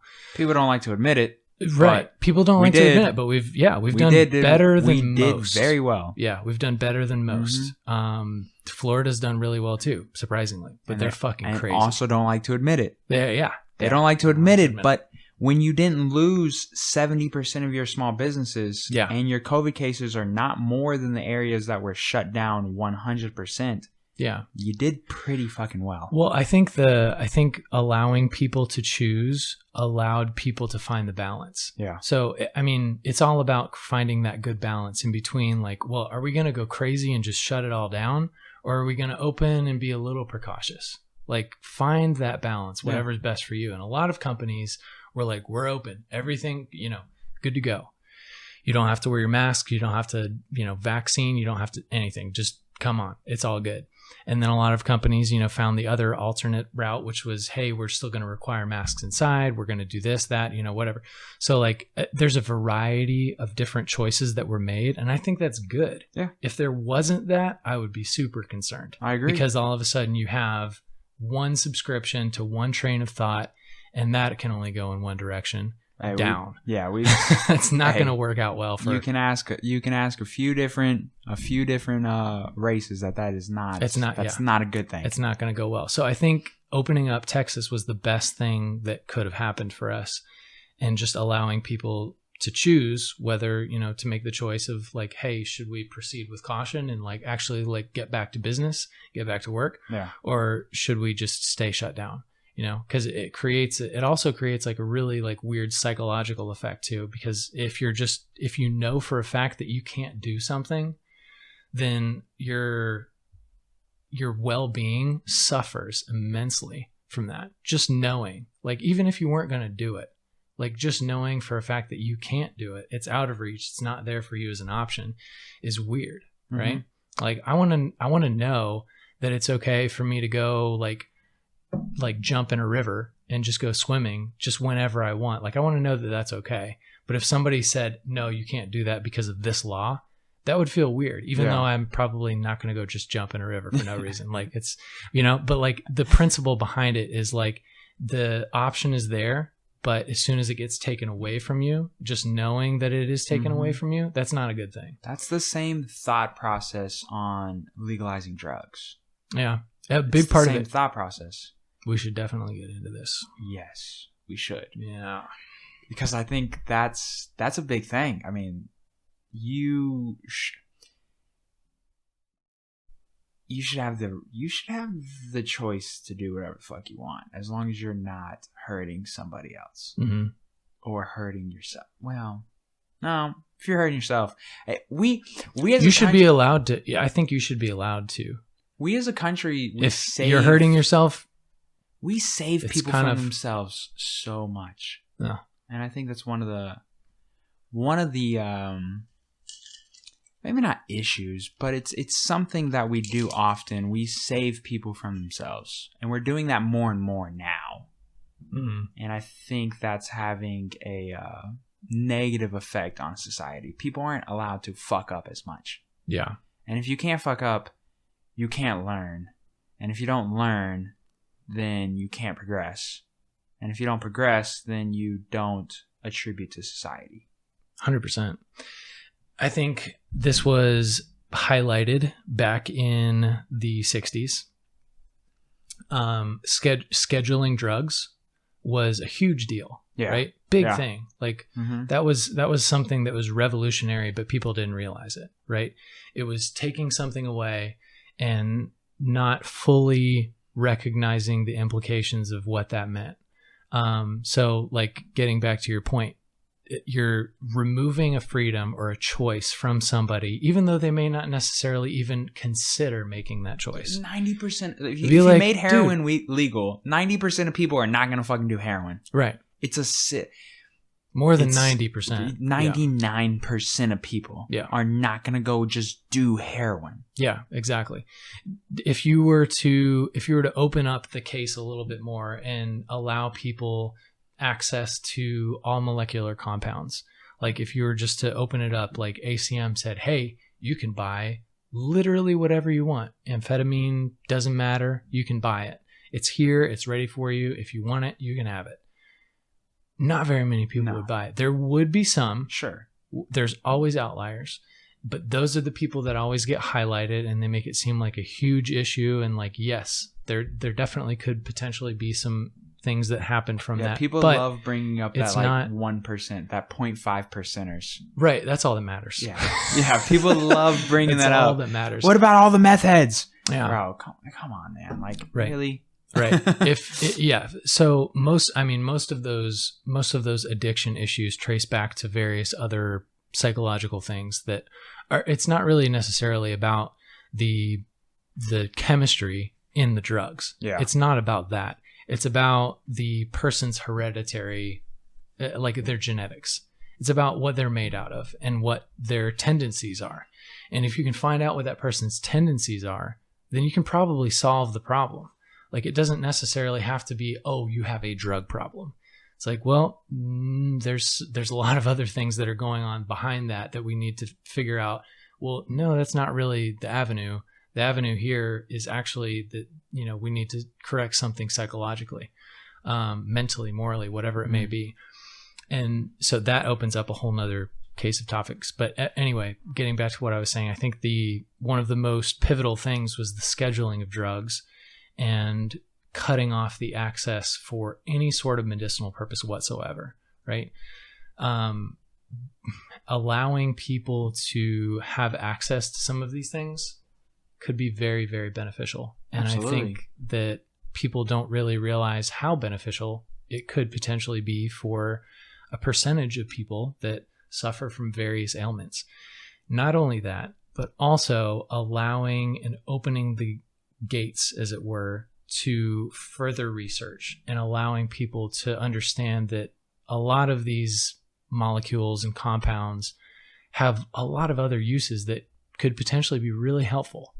And not only for people that suffer from various ailments, but also for a variety of other things too. It's not just about the drugs. Absolutely.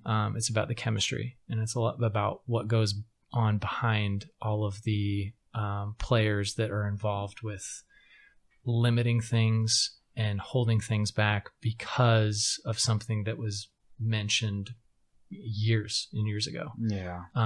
So there's a whole lot of things to unpack there, I'm sure, but just the use of a lot of drugs in moderations, especially like microdosing, especially mushrooms. I know people who microdose acid, LSD, maybe not acid. LSD is it? I mean, acid, LSD. Yeah, choose your word. Do people microdose? Oh, the same. MDMA. A lot of people microdose MDMA. There's a lot of that stuff that could be extremely beneficial to people. Yeah. Yeah. There was a guy in San Diego that we used to work out with. He worked out at our gym and he would microdose MDMA every day. So he would come into class just a little bit high. Yeah. And he would work out.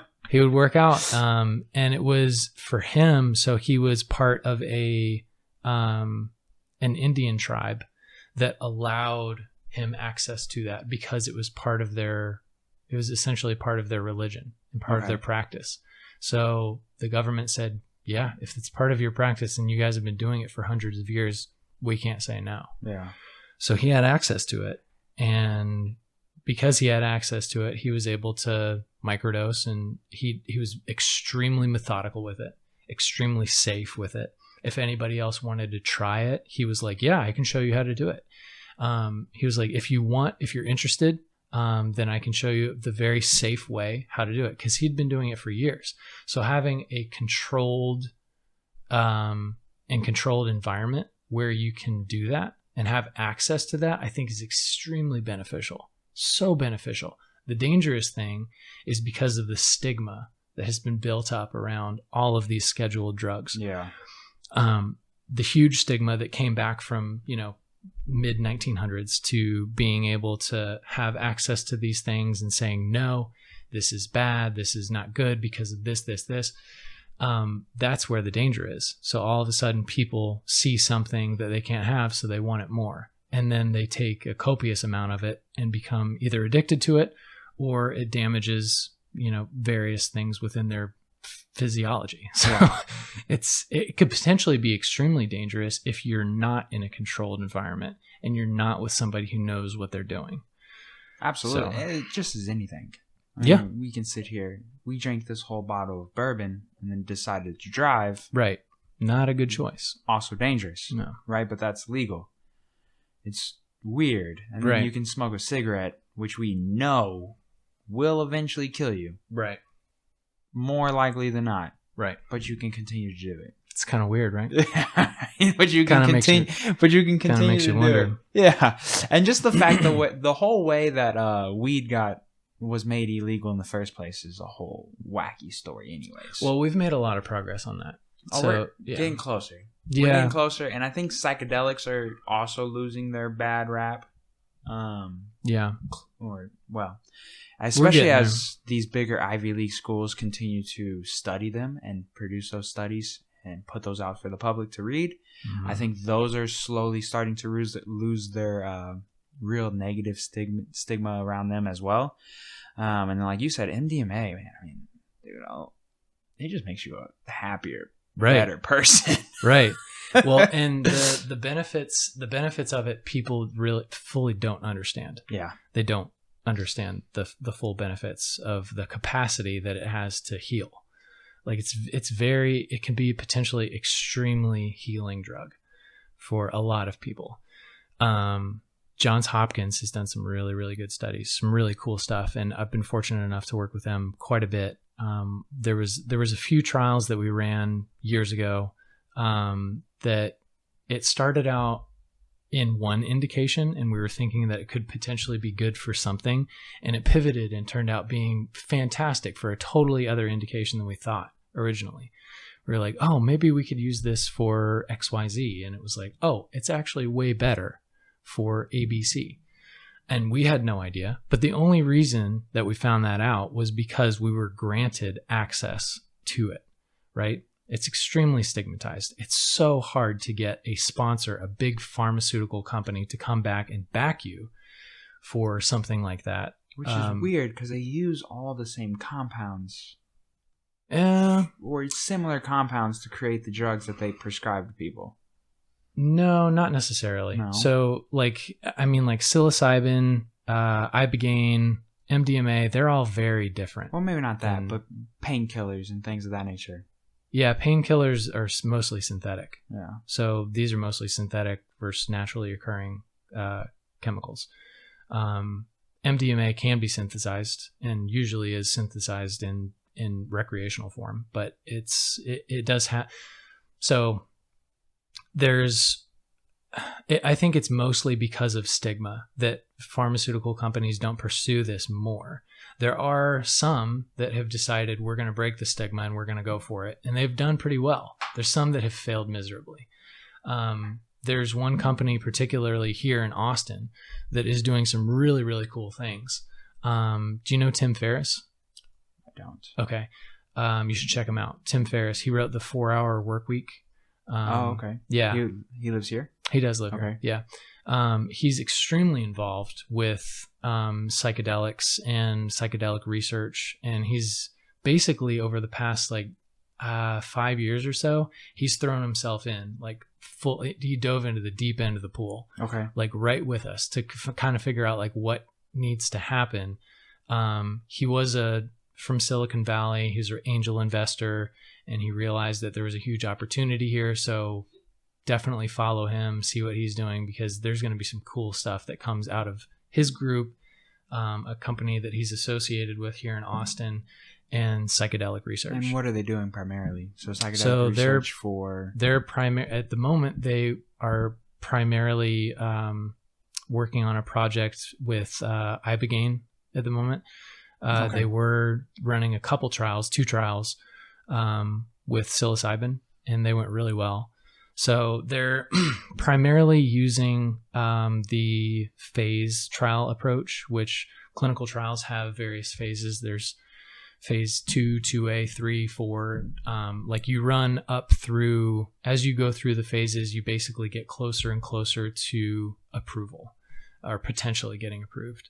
So a lot of the way that clinical trials works is you have proof of concept. Yeah, you have a molecule. Yeah, break down that process. So yeah, what you do? Back to about an hour ago. Right. So I work for a clinical research organization, which is a company that runs clinical trials for pharmaceutical companies. They can't run their own trials because of bias. Okay. The FDA audits everything that happens. They would say, hey, you can't run your own trials. So you're almost the bridge between a pharmaceutical company and it getting on the shelf almost. Pretty much. Okay. Yeah. Yeah. We're the vehicle for that. Okay. So we have to conduct clinical trials in order to get any sort of molecule, any sort of drug approved. Doesn't matter if it's ibuprofen or, your extremely high level oncology cancer treatment. Doesn't matter. All of them. Even some implements. So like robotics and some stuff like that has to do with a little bit more technical medical that we have to run too. So the process basically is that pharmaceutical companies, they have proof of concept. They come up with an investigator's brochure, which says, here's the drug we have. Here's why we think it works. Here's the studies that we've run internally to prove that, yes, it is in fact safe. It's efficacious. And then they come to us and they bid.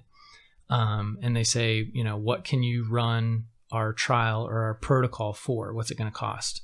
And then a company like ours, there's a couple other big players. We're kind of like our company is like one of the top 3 big players in the game. There's probably 20 or so others, but will pick up their trial depending on what it costs, and we'll run it for the entire duration of the study. Now, these studies could run anywhere from like a year to 20 years. Like they could potentially go for a very long time. Okay. Yeah. I would say on average, a study probably runs about 3 years. Okay. On average, 3 to 4 years. So we run through the entire trial. We randomize subjects. Usually the golden standard is double-blind, placebo-controlled studies. So we have basically a 1-to-1 ratio where we're giving somebody placebo or we're giving them the actual investigative drug. So that's interesting. Yeah. So that's give them something to make them think they got it. Yeah. And placebo can be potentially very powerful. Like a lot of people will, for sure. Yeah, a lot of people will think that they're getting healed from placebo, but it doesn't last. It's not a sustainable thing. Sometimes I take like just a tiny little bit of pre-workout, just a little. Yeah. And then I'm like, right. The fuck? You're like, dude, that was crazy. I didn't have to bump that whole can. Shit. Yeah. Sometimes you just take that one little sip and you're boom. Right. So we run the trials for these companies, and once we get to the end of the study, we determine, and kind of along the way too a little bit, we determine whether the product is actually, is it going to work? Is it efficacious? Is it safe above all else? What are the side effects? If there are too many side effects, if it's not safe, that thing gets tossed immediately. So what quantifies as too many side effects? Because when you hear those it depends, fucking commercials. Yeah, it depends. It depends on... It's like 30 seconds worth of side effects. Right. And those side effects are... they have to be listed because of safety reasons. They have to... Like, we record everything. Everything is documented. Literally everything. Like, down to the second. It's crazy. The level of documentation that we have to do is unbelievable. So the side effects that we record is basically everything that the patient experiences while they're on the study, while they're on the drug. So if they fall down the stairs and break their leg, we have to record it. If they get in a car accident, even if they're not driving, we have to record it. Everything gets recorded, no matter what it is.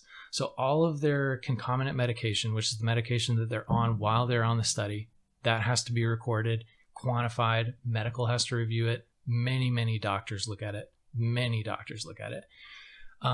The adverse events, if there's any of those, or serious adverse events, which is kind of like a step up, all of those have to get reviewed individually. And determined whether it was actually because of the drug. If it was associated with the drug, we have to ask the principal investigator, who that's his patient. We have to interview him and talk to him and determine whether that was actually because of the study drug or was it because something else.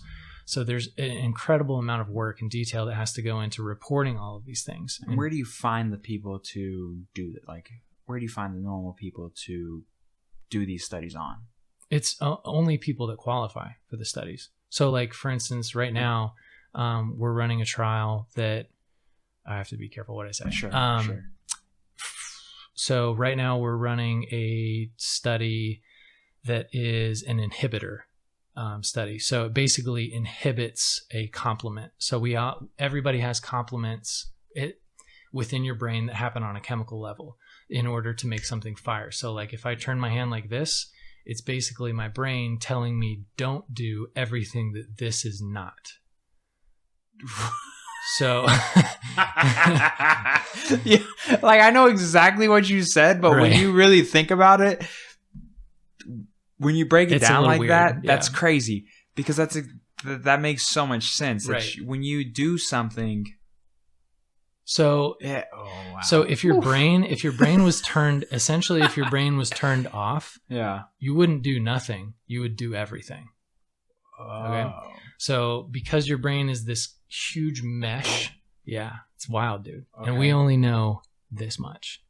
We know nothing. Yes. Yeah. That's a whole, we're going to get in that.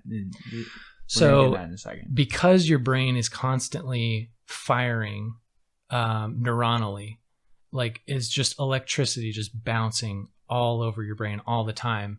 In order for for my brain to tell me I'm going to turn my hand like this, it has to tell me everything in order to do that on an opposite level.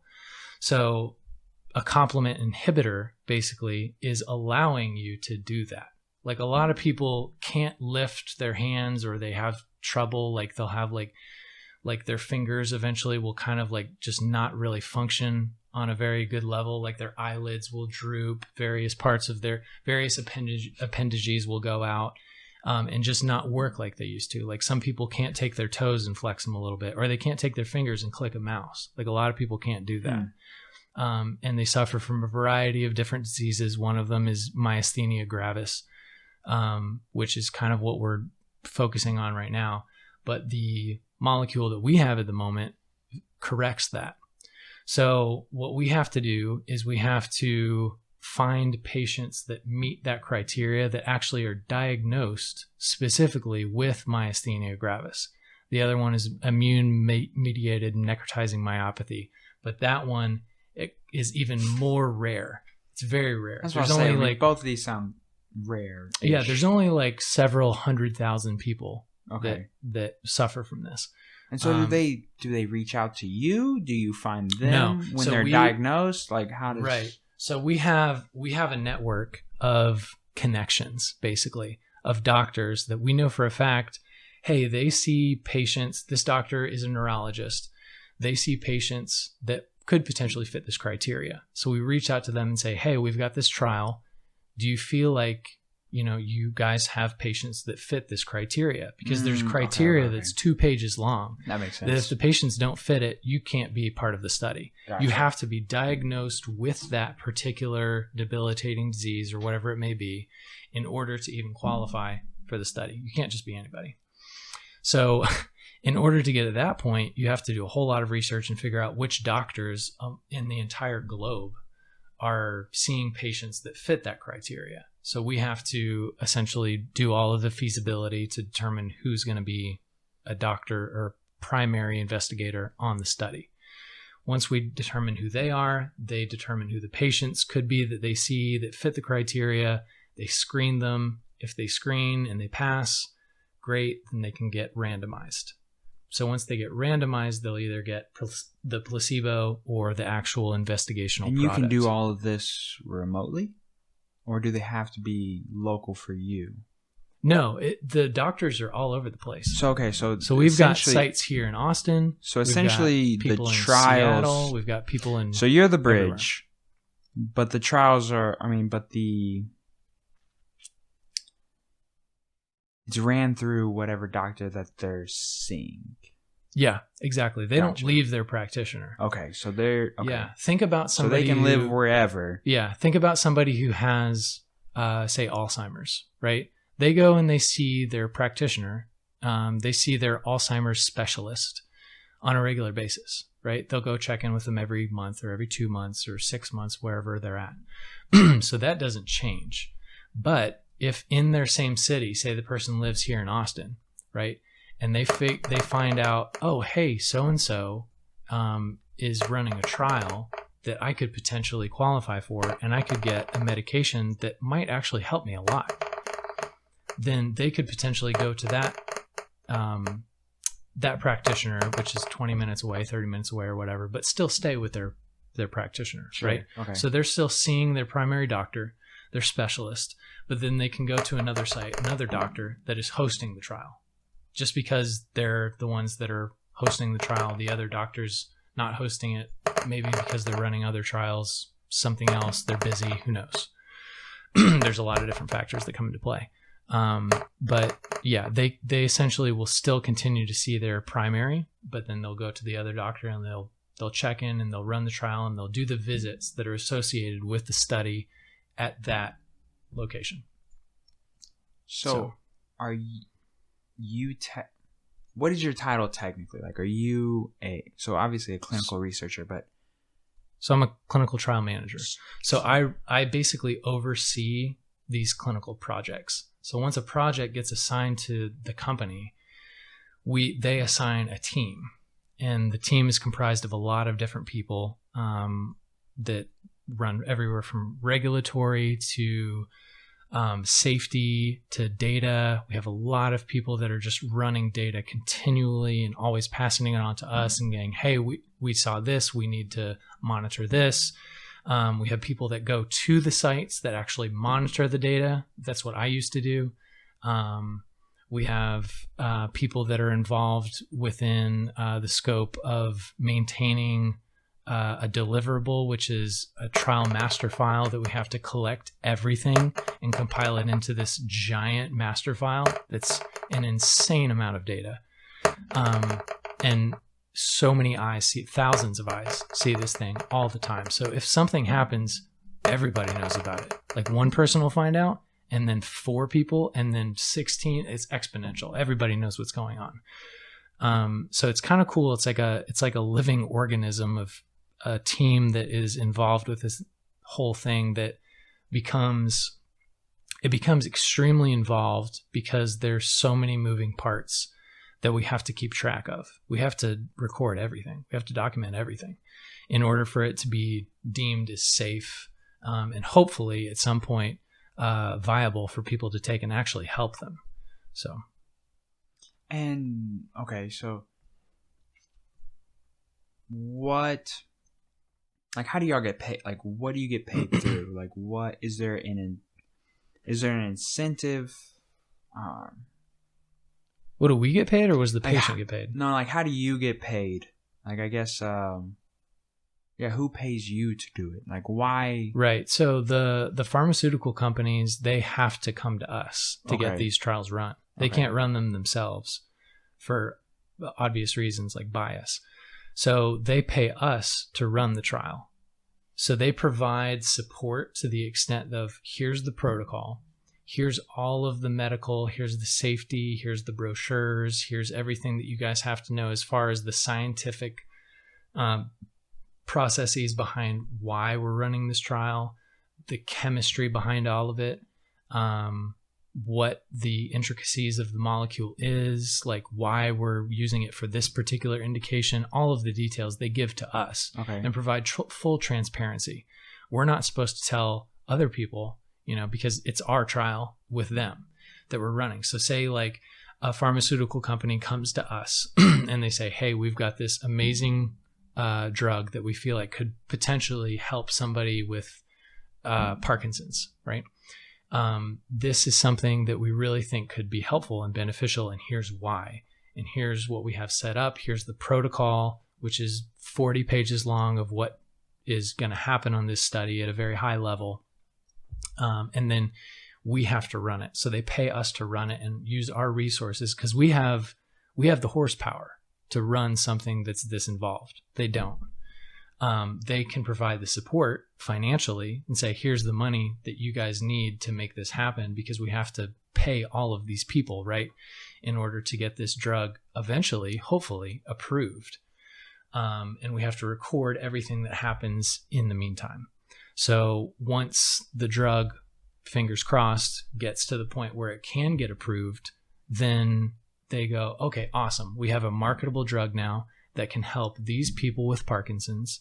Let's push this out and let's hopefully help some people out. And then, of course, as drug companies do, they have to charge something for it. So their money they make on the back end, they pay us on the front end to get everything done and show that from a research standpoint, this is actually, from a clinical standpoint, this is actually safe and it works. So y'all get paid regardless if it becomes a drug that hits the counter or not, or it becomes a drug that's prescribed or not. Yeah. Okay. We're complete, because we have no investment in this. We can't invest in these companies. We have to sign non-disclosures. We have to sign financial disclosures and say, hey, we're not invested in this whatsoever. We can't be. Sure. We have to be completely unbiased, and we have to find everything that's wrong with it. Like, our main goal is to find what's wrong with it, if anything is wrong with it, right? Ultimately, we want patients to be safe. That's the first and foremost goal. And we want patients to get better if possible. If they're safe, that's primary. If they get better, great, right? So we have to provide all of the support to make that happen and show, what's happened. And once it gets to a point where they determine whether it's actually going to be a feasible drug to use and whether it's efficacious or not, great. You know, a lot of trials that I've been on have not worked, and they have we've shown, hey, you know, the data is not there. It's not working. Yeah. Or, you know, sometimes we'll get to the very end of a study and something will have gone wrong and something wasn't reported quite right. And it blows the whole thing up and we have to do it again. Like 3 years of work just gonna have to restart. Mm-hmm. And guess who picks up the bill for that? The pharmaceutical companies. They just pay. They have to pay us, and they have to show their work. Basically, you have to cite your sources, right? You have to cite your sources. You have to show your work. You have to show what was done in order to prove that it is in fact a viable drug for the indication that it's being promoted for. So it's kind of a cush job. I mean, you get paid no matter what. Well, yeah. I mean, we get paid no matter what, but we're purely based off salary. We're not commissioned whatsoever. Sure. If the drug gets approved, we see nothing. Yeah. By the time the drug gets approved, we're already on another study. True. We're like, okay, cool. Great project. Glad it went well. Here's the final product. Here's all the data in a nice clean format. Yeah. Here's what we've procured. Here's what you guys can analyze. We've analyzed it. We can show you what we've analyzed. Here it is. And then maybe a year later, we'll see, oh, awesome, that was approved. In a way, awesome. I think that kind of keeps it clean. Yeah, it is. It's the best way to keep it clean. Yeah. Otherwise, there was an incentive for it to. If there was an incentive with it being passed, then that gets real slippery. Exactly, and that's happened before, and that's why it's set up in the way that it is now. Yeah. Because before there was some shady. That's what I was going to ask. I mean, it sounds like it could get shady. Like, it could potentially. Yeah, it could potentially, but now it won't, and it doesn't. Like back in the 80s, it was not very good. Like there was some bad stuff that came out of the 70s and 80s. And honestly, that's where a lot of the weird vaccine rumors came from. There was some strange stuff that came out of the 1980s, particularly out of the UK, that people didn't fully realize the full scope of what they were getting. They were like, because traditionally people think that there's an association between vaccines and autism, right? That's what people associate it with the most, right? There's other things too, but that's what they associate. That's like the hot topic. That's the big one. Mm-hmm. Yeah. So there were studies that were done disregarding everything that I just said. Like our entire process was not adhered to, even in the least. In the slightest. Right. Like not in the slightest. And because of that, people were able to say, this is what the data was, with an ulterior motive of saying, you know, here's why, and here's what we think, and this is the way it is because we've done the studies. And nobody audited it. Nobody was there to say, hey, that's a biased source that's providing that information. It came directly from a doctor that was associated with a drug company. So, but people don't know that. That's like totally lost in history. It's not like people don't realize where that really came from. Yeah.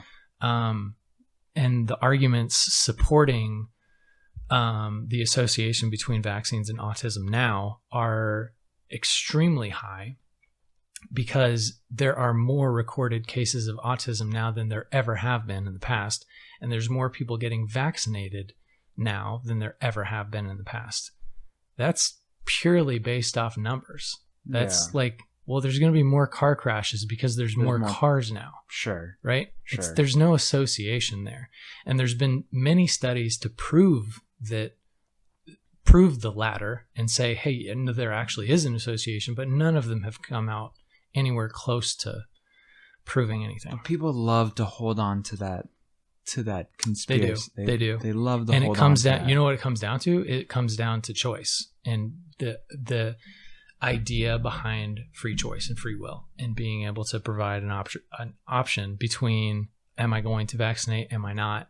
Which I think you absolutely should have, 110%. If you don't want to get vaccinated, you shouldn't have to.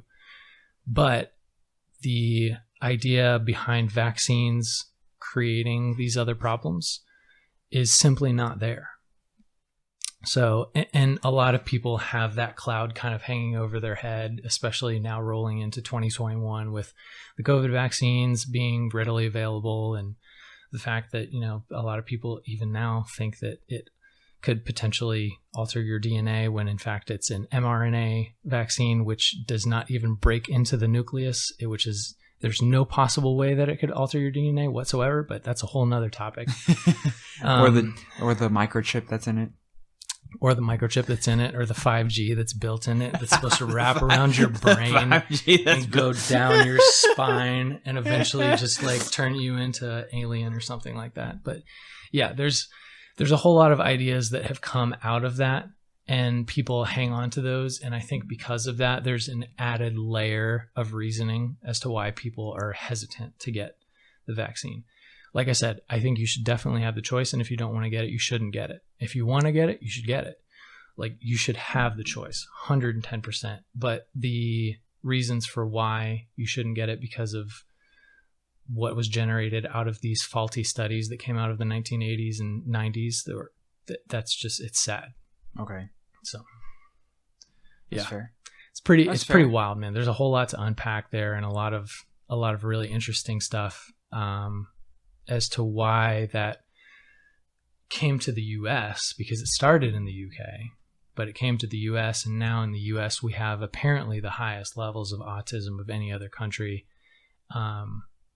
But there's other reasons. There's some very clear reasons for that. Is there? So, okay, then what are the reasons or perceived reasons? One of the biggest is stimuli. So external stimuli is extremely different now than it was 20, 30, 40, 50 years ago. Like, we're constantly berated with things now, like always, nonstop. Like, your nervous system isn't meant for that. Like, the way that you process things and the way that your mind is able to comprehend external stimuli is not geared for this. Like, we're not there yet. We might get there eventually. Okay.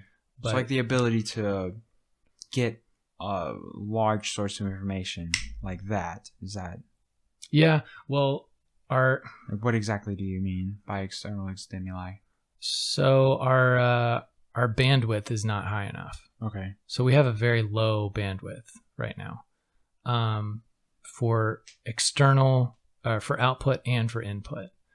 Like our input at the moment is, I'll tie this to autism and then we can take it another way. Our input at the moment is, you'll see kids on iPads and also watching television. Okay. Right? Yeah. That didn't happen like 20 years ago. Sure. That wasn't a thing. Like 20 years ago was nothing, right? That was yesterday. Yeah. It's crazy. Yeah.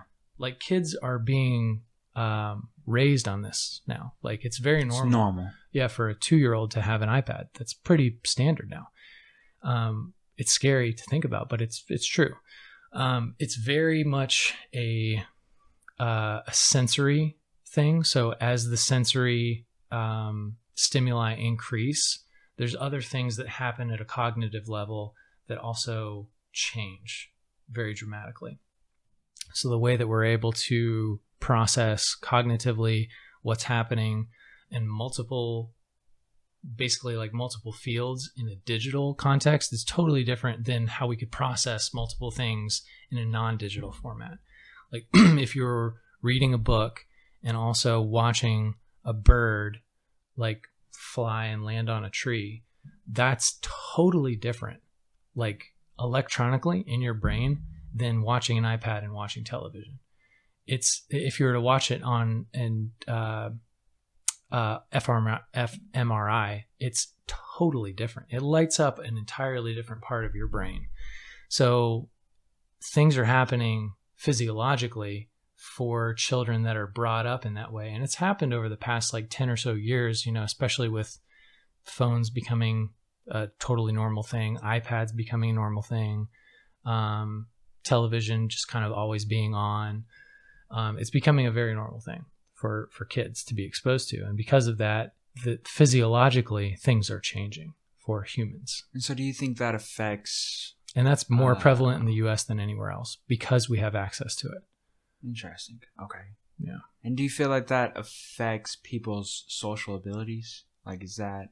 Yeah. Well, that's the autism. Yeah. So that's the, that's the spectrum. Even without being autistic, just people's social abilities in general, even if they're labeled autistic or not. Mm-hmm. Like, is it maybe affecting somebody more extreme than somebody else, but everyone's somewhat affected? I mean, I think it depends totally on your immersion into it. Like if you have a heavy immersion into it, then it's probably going to impact you in a much greater way. But if you have a very like light immersion into it, then it probably won't affect you as much. The spectrum, like if you were to look at somebody who has like full blown Asperger's versus somebody who has just a slight, like mild autistic tendency, then you're going to see some major differences there, obviously. But the question would be, what was the external stimuli from the start? What did that look like? Not only for them, but also for their parents, because we're into a generation now where, Generation Z is having babies, right? Like we're there. Yeah. Yeah. So the millennials are done. Like, I mean, we're not done, but like, we're in the sense that like that we're no longer the focus anymore. Generation Z is very much the focus. And then whatever comes beyond that will be, the next thing. But it's interesting to see the trend. And it's also very interesting to see the trend in association with the beliefs of various vaccines and patterns that have happened up until now and are even happening now in 2021. So, but anyway, to kind of go back down the path that I just went up, I'm loving this. It was probably, it was probably 15 or so years ago that there was really a pattern that started to emerge within children and having tendencies to be able to control things in a completely different way than people are able to control them now. So like children 15 years ago were, people, they would pick up something and they would drop it.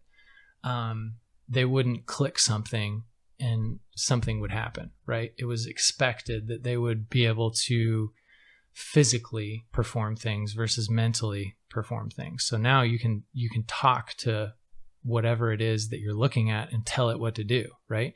You can talk to Siri, you can talk to Alexa, you can talk to whatever, and you can tell it what to do, and you can expect it to respond to you, right? That's not a person, but the registration between acknowledging that as a person and recognizing it as not a person is not there for children anymore. They don't really fully comprehend that versus somebody who was born before those things were invented. That's really interesting. I've never thought about it like that. Very strange thing. Yeah. They've done a lot of studies on it, and a lot of really interesting information has come out of that. So I think the getting back to the output issue, right now we're very limited, right? So you're limited in the sense that I can talk to you and you can understand what I'm saying, right? It would be a lot easier if I could convey my message to you more clearly. But how would I do that? How would I tell you specifically what I'm trying to convey and what I'm thinking if it wasn't for speech? Like if we could transmit thoughts without necessarily being verbal. Like right. It would be an unadulterated form of communication. Yeah. Right? Like if it versus me using words which are simply constructs, which can be, it can be determined and evaluated in a variety of different ways. Misconstrued. Mm-hmm. And to cut that middleman out and to convey thoughts and think your thoughts to people versus tell your thoughts to people. We're heading in that direction. Yeah. We're heading there. Yeah. Yeah. Fast. Very fast. Really fast. Yeah. Faster than most people realize. Yeah. Yeah. We're heading there. I mean, that's one of the goals of Neuralink. Yeah. That's their primary goal. I mean, their primary goal is to fix neurological issues. Yeah. So back when I was in San Diego, the Salk Institute, which is in La Jolla, they're one of the main contributors. There was a couple of doctors that work there that I got to work with and I got to meet. They're absolutely fascinating, amazing, smart people. And some of the stuff that we were using originally for one study turned out that this is actually way better for this instead. So they decided to proceed with that, and it turned out to work a whole lot better. And so now a lot of these trials are being done for primarily people that suffer from various neuropathic degeneration. So you'll see a lot of epilepsy, Alzheimer's, Parkinson's can be in there as well, but epilepsy is a big one. So pediatric epilepsy is on the rise. My sister had it. Really? Mm-hmm. Yeah, it's very common. She had 2 seizures when she was younger. It's very common. It's a lot more common now than it was in the past. And then it went away. Or I don't know if it technically goes away, but she no longer doesn't affect it. It depends on the pathology. So there's a lot of contributing factors there as far as genetics and other predispositions that come into play, and it also has to do a lot too with your environment. So your environment plays a big role. So you said your mom was a stay-at-home mom, mm-hmm. So that probably helped her a lot. Interesting, honestly. Okay. Yeah, when she was 4, she had a seizure. Maybe she had. I could have swore she had 2. I remember the one. For sure. I don't know if I was home for the second one. Yeah. But I remember one for sure. Yeah, it's a very common thing.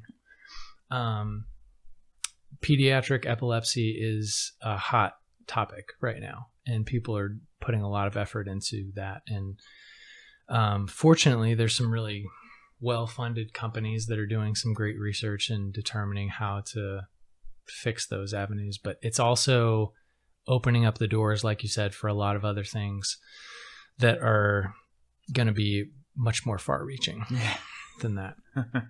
Much more far-reaching. Oh, man. But that's where we start. Yeah. And that ties back to what we were talking about earlier too, with some of the scheduled drugs. Like, open the doors to be able to allow some scientific thought and some real progress to be made. Because if the doors are shut and you're not allowing people to, for whatever reason, then progress will not be made. Yeah. Which is sad. Yeah. Because there's a lot of people that could be helped. And a lot of really cool things that could happen for humankind.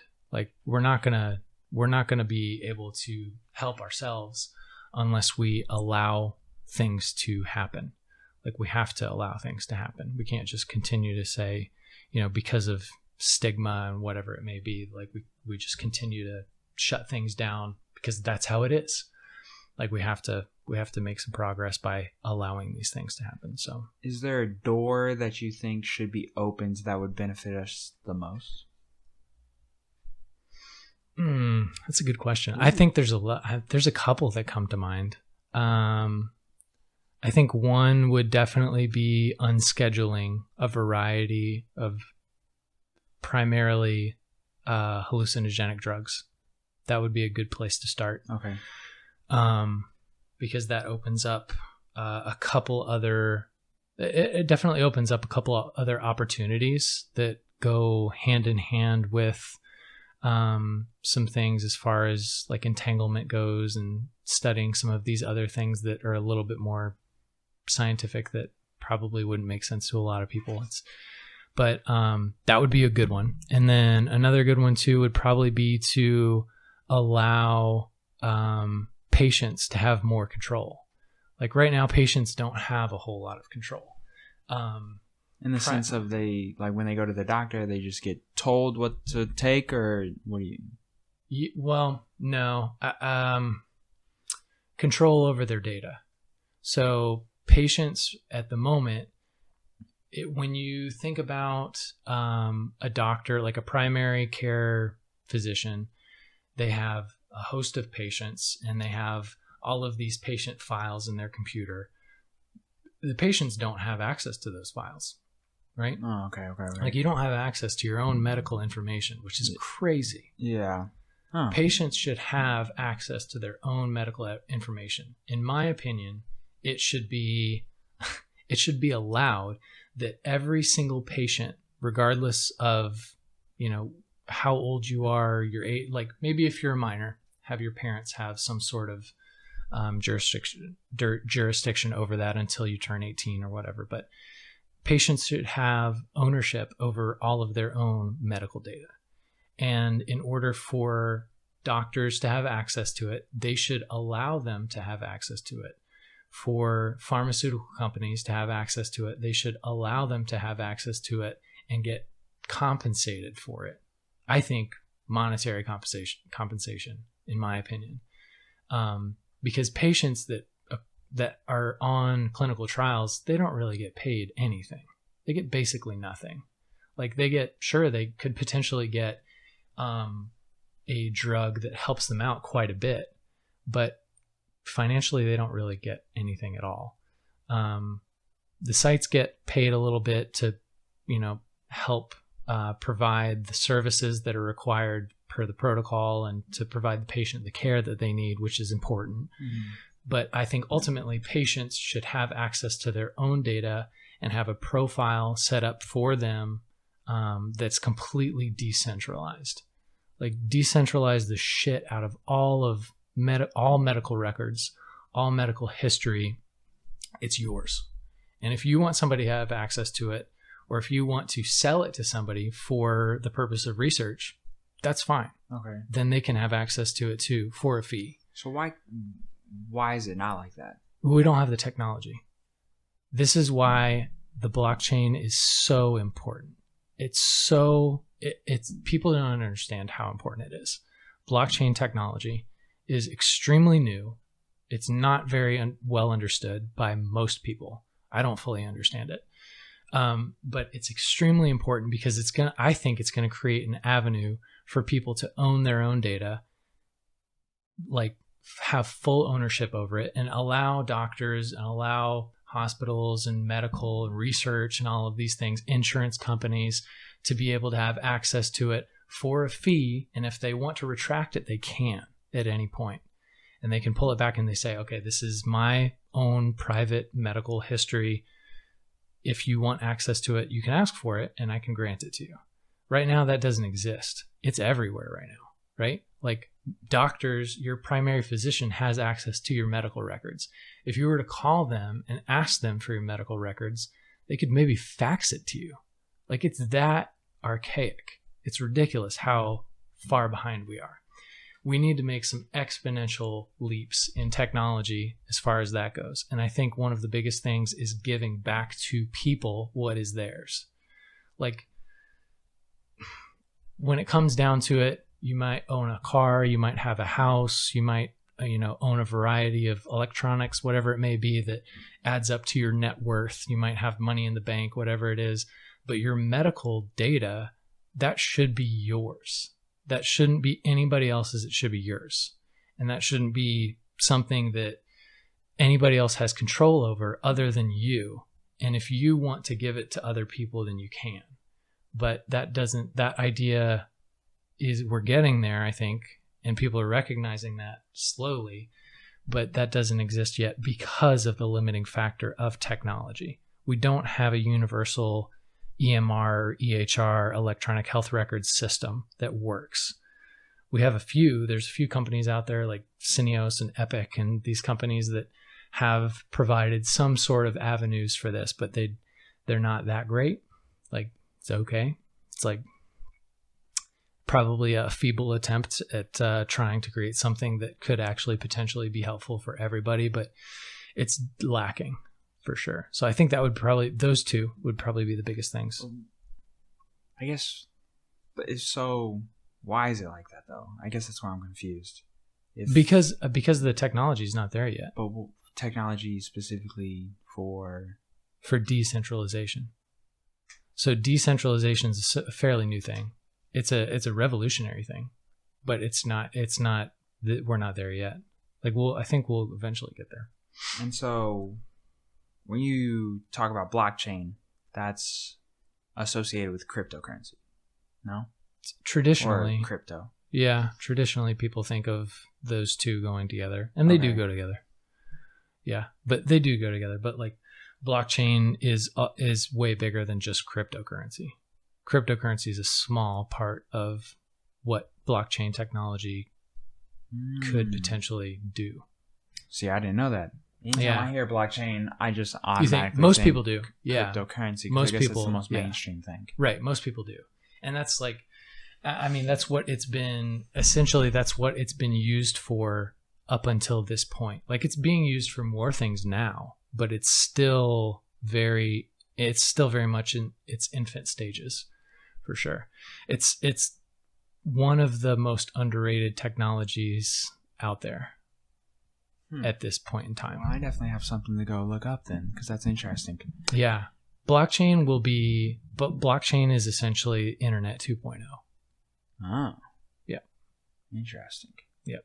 Okay. And it's not going to be something that rolls out overnight. Sure. It's not going to be something that people just pick up immediately. Like, it's going to have to become more accessible to the masses.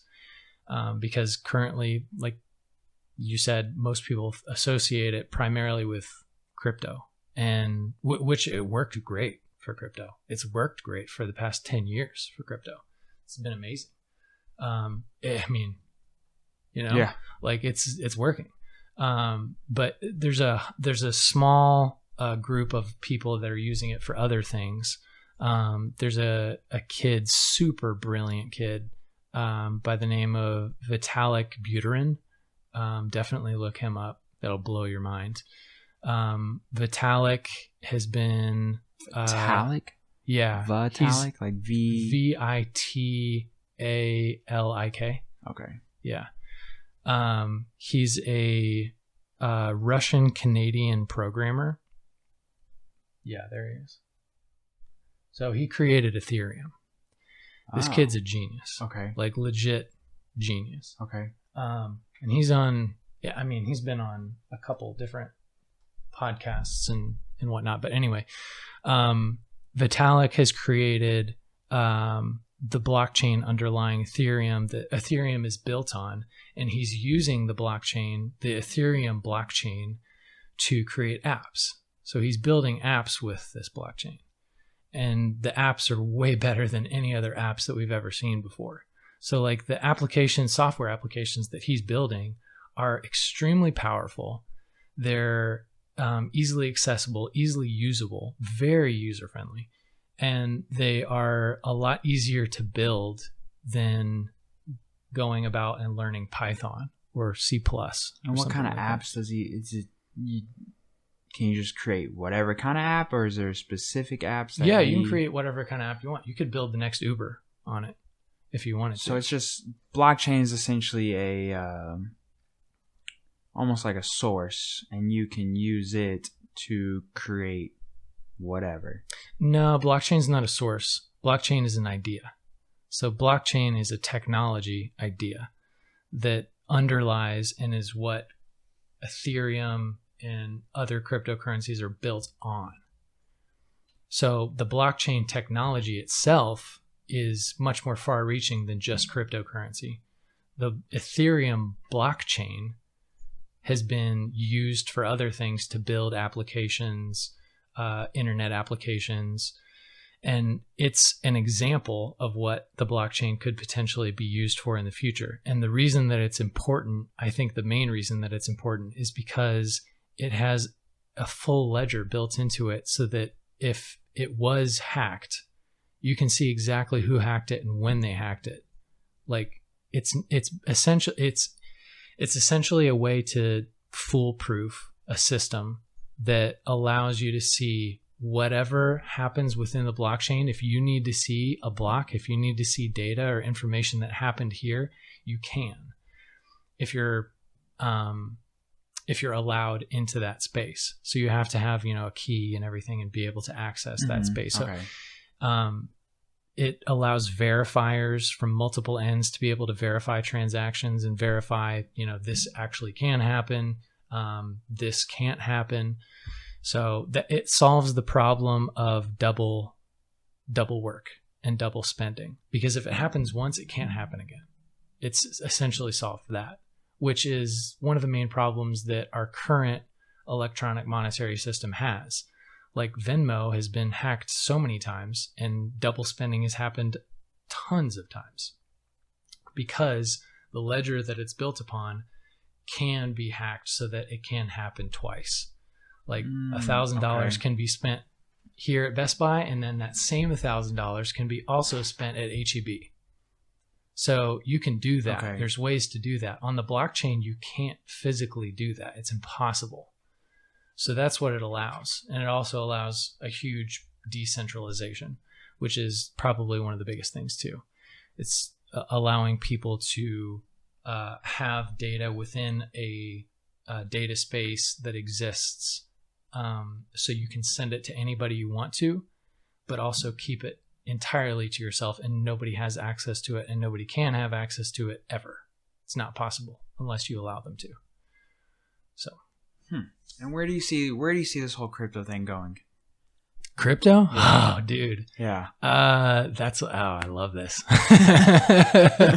like where do you man, we've seen significant jumps. Some crazy just in the last month. Ethereum has went from 2,000 to 4,300. Yeah. It was like 44 today, I think. In a month. Crazy. Yeah. Yeah. I honestly don't see it trending in any other direction, at least the big ones. Like we'll probably see fallouts from a lot of the smaller players. But I think there will be a select few that make it through and become a standard. Granted, these other ones that are kind of up and coming, as it were, Polkadot, Dogecoin, whatever it may be, these I think will still be important because they'll be used in the black market, which we need. We have to have the black market. It's part of the global economy.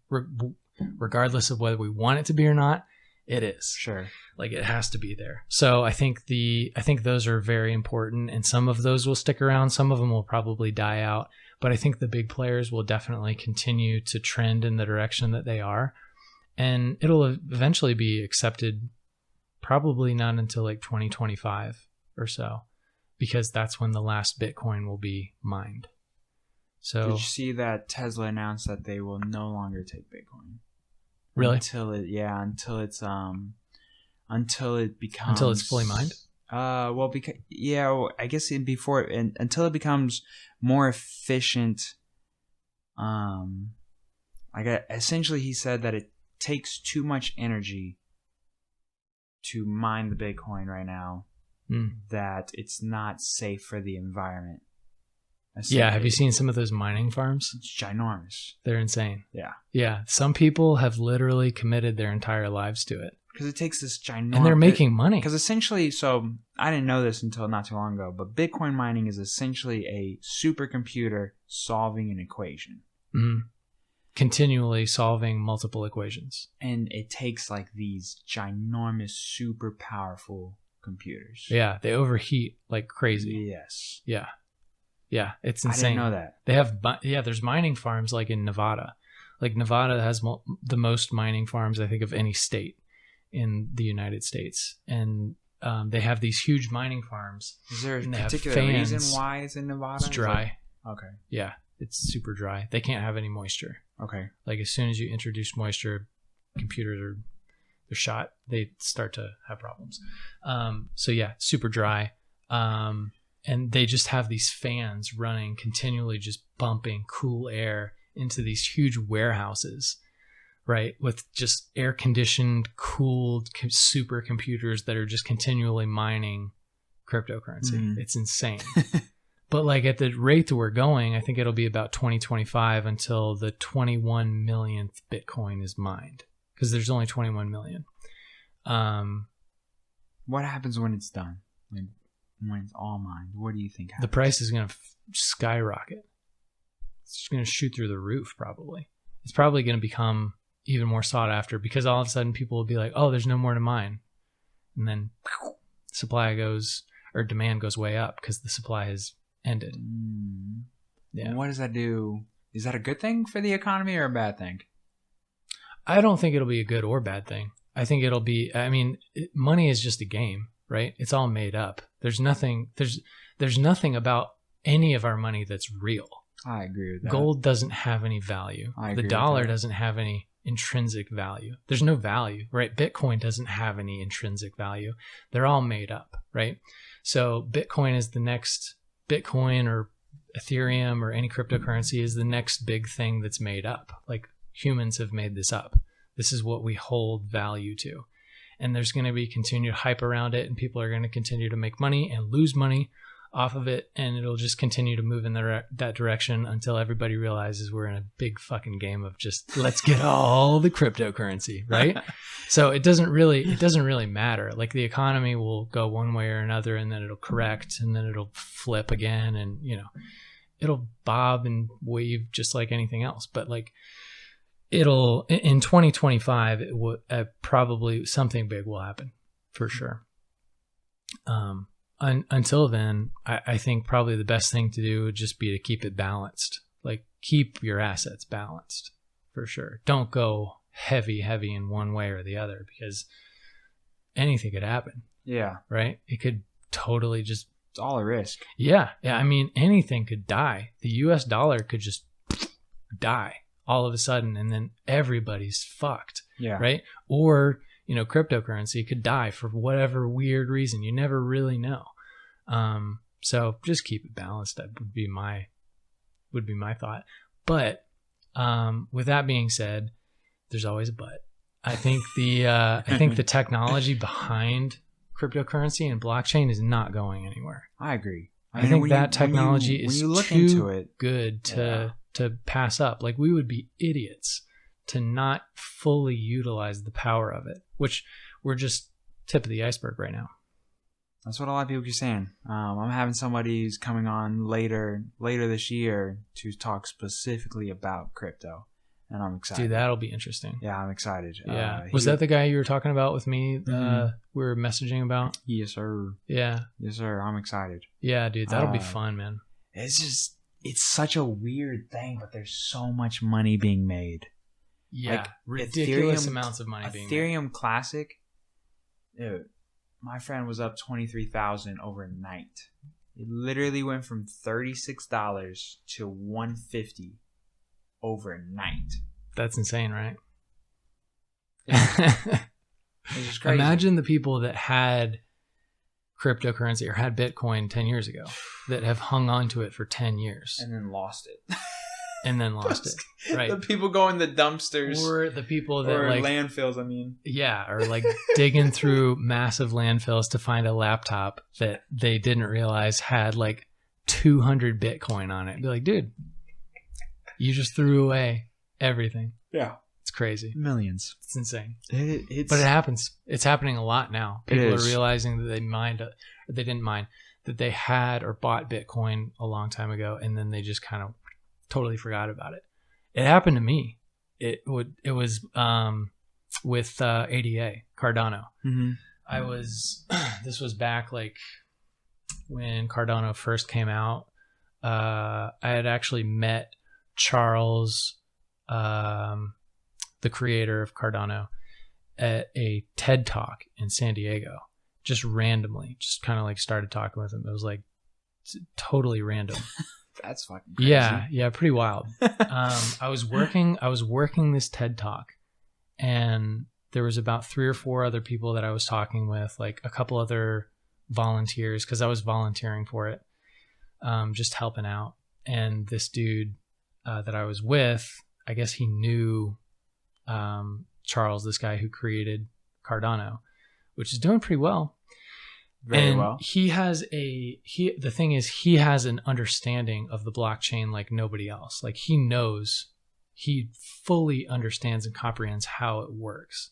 So he built Cardano off of that. And so that's why I think it's going to be one of the ones that I have my most money in ADA. Oh, you do? Yeah. Okay. Nice. Yeah. I think that's a good one. I think it's definitely a good one. But anyway, when I was talking to him, he was just like, he was explaining it to me, and I was like this is like, because it was the first time that I had ever heard the word blockchain or cryptocurrency. I was like, I don't know what the fuck you're talking about, dude. This is so foreign to me.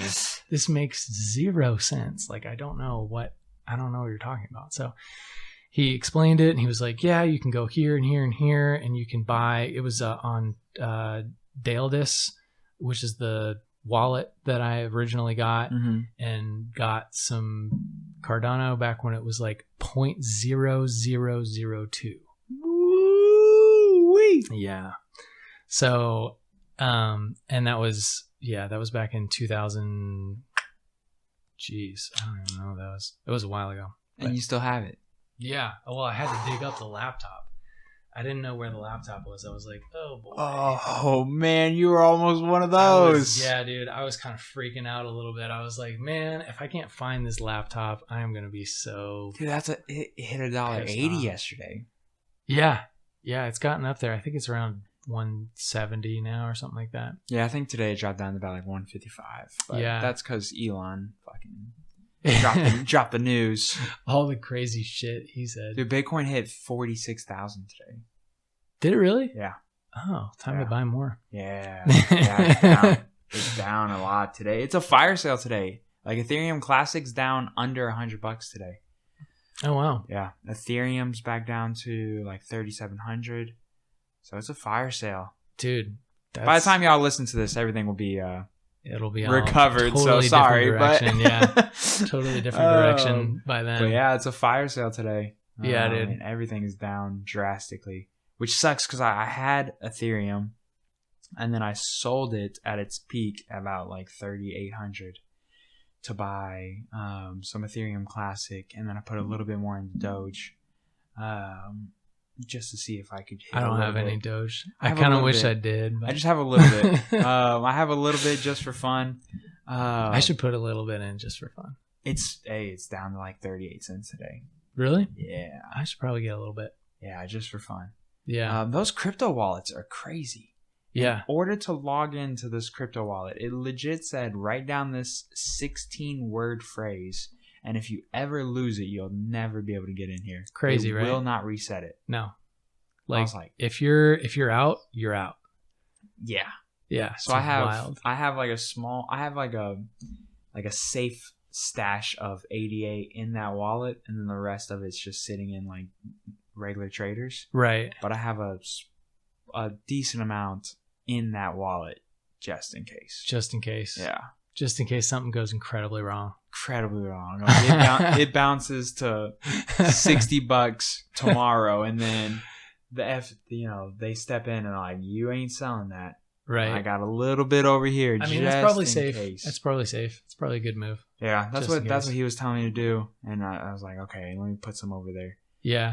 And then I bought a bunch more when it dipped, like a month ago when it dipped under $1. I was like, boom. As soon as somebody finds out we're all just living in some video game, they'll be like, "Oh, geez, there it goes." Dude, aren't we though? You think? I mean, okay, so the reason why I do Muay Thai, and this is gonna sound crazy to people, the reason why I do Muay Thai is because it's so common for us to just get stuck in this mundane life where it almost doesn't feel real. Like how you were saying with money, like it's not real. Like I agree, like it's not. Like we just print these pieces of paper and then we apply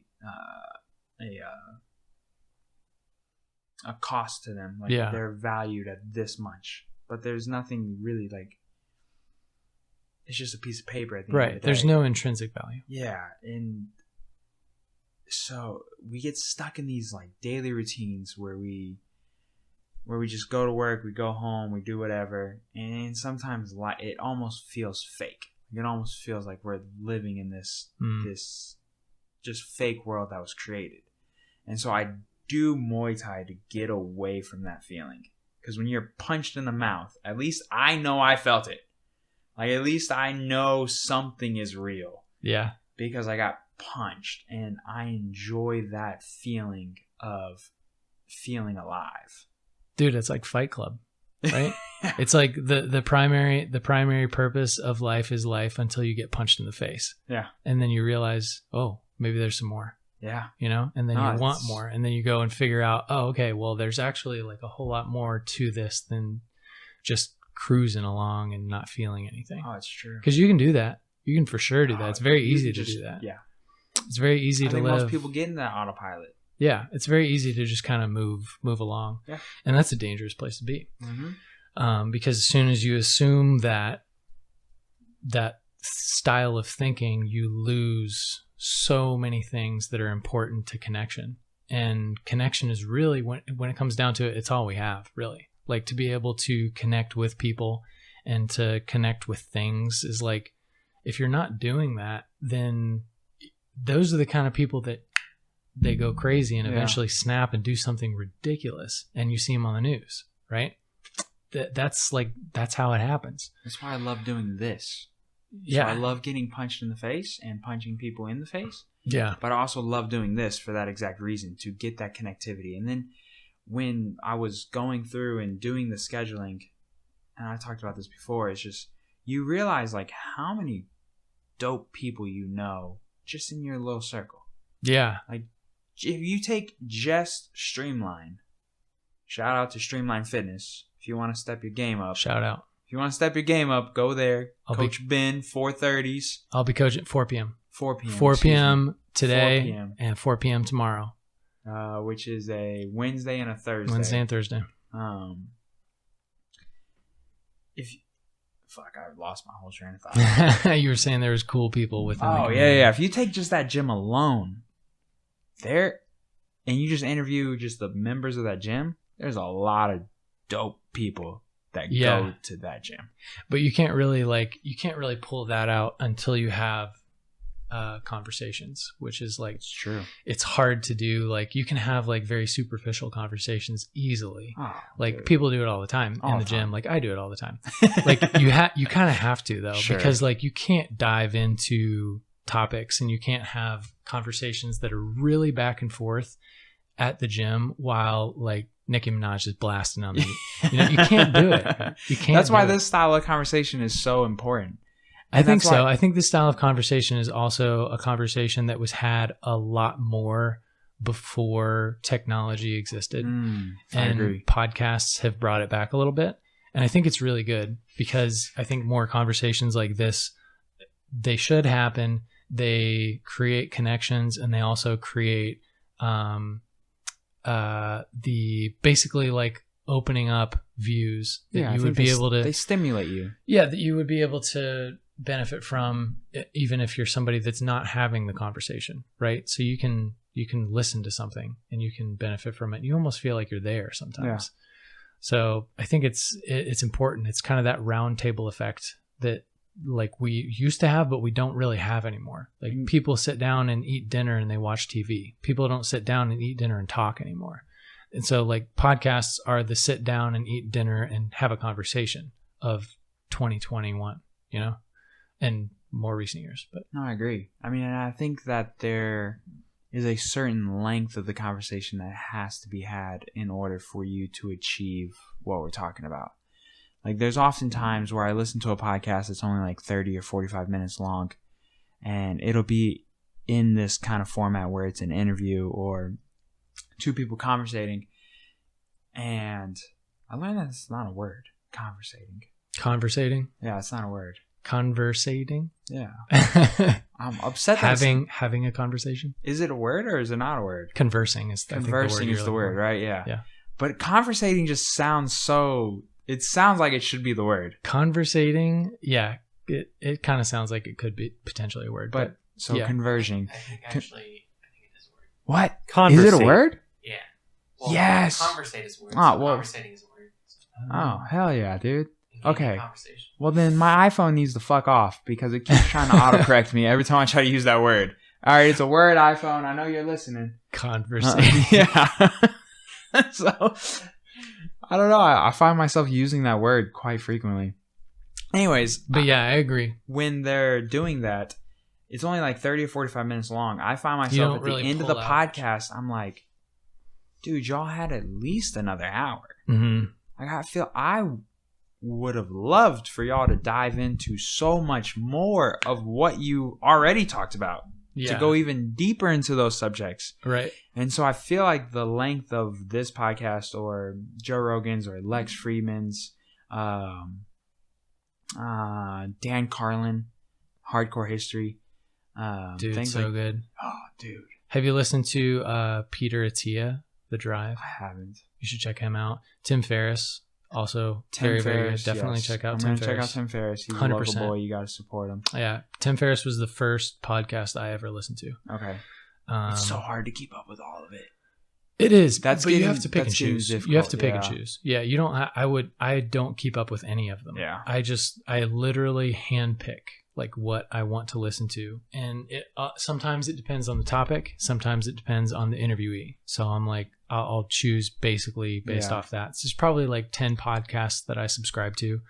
And out of those 10, I'll probably do like, I don't know, maybe like two a week, maybe 3 a week, possibly, depending on work. Mm-hmm. And so I definitely don't listen to all of them. Yeah, for sure. It's tough. And I think for me personally, there's really nothing better than just taking a good walk and listening to a podcast in the morning. Dude, so good. It's good. Or like your drive to work. Instead of listening to music, put the podcast on. Yeah. It kind of gets it's like a primer for your brain. Yeah. In a lot of ways. Yeah. It gets you thinking in a way that you might not necessarily have woke up thinking like. Mm-hmm. It's the equivalent of taking caffeine first thing in the morning. Like it's like the same kind of thought process. It's probably way healthier. Even though caffeine was something that I will never cut out. Oh, I can't either. I do coffee every morning. It's not happening. Like every morning.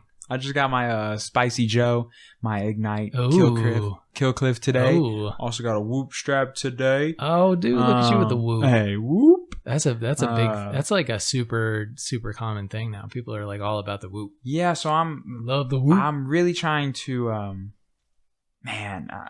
starting this podcast, buying the house, those kinds of things.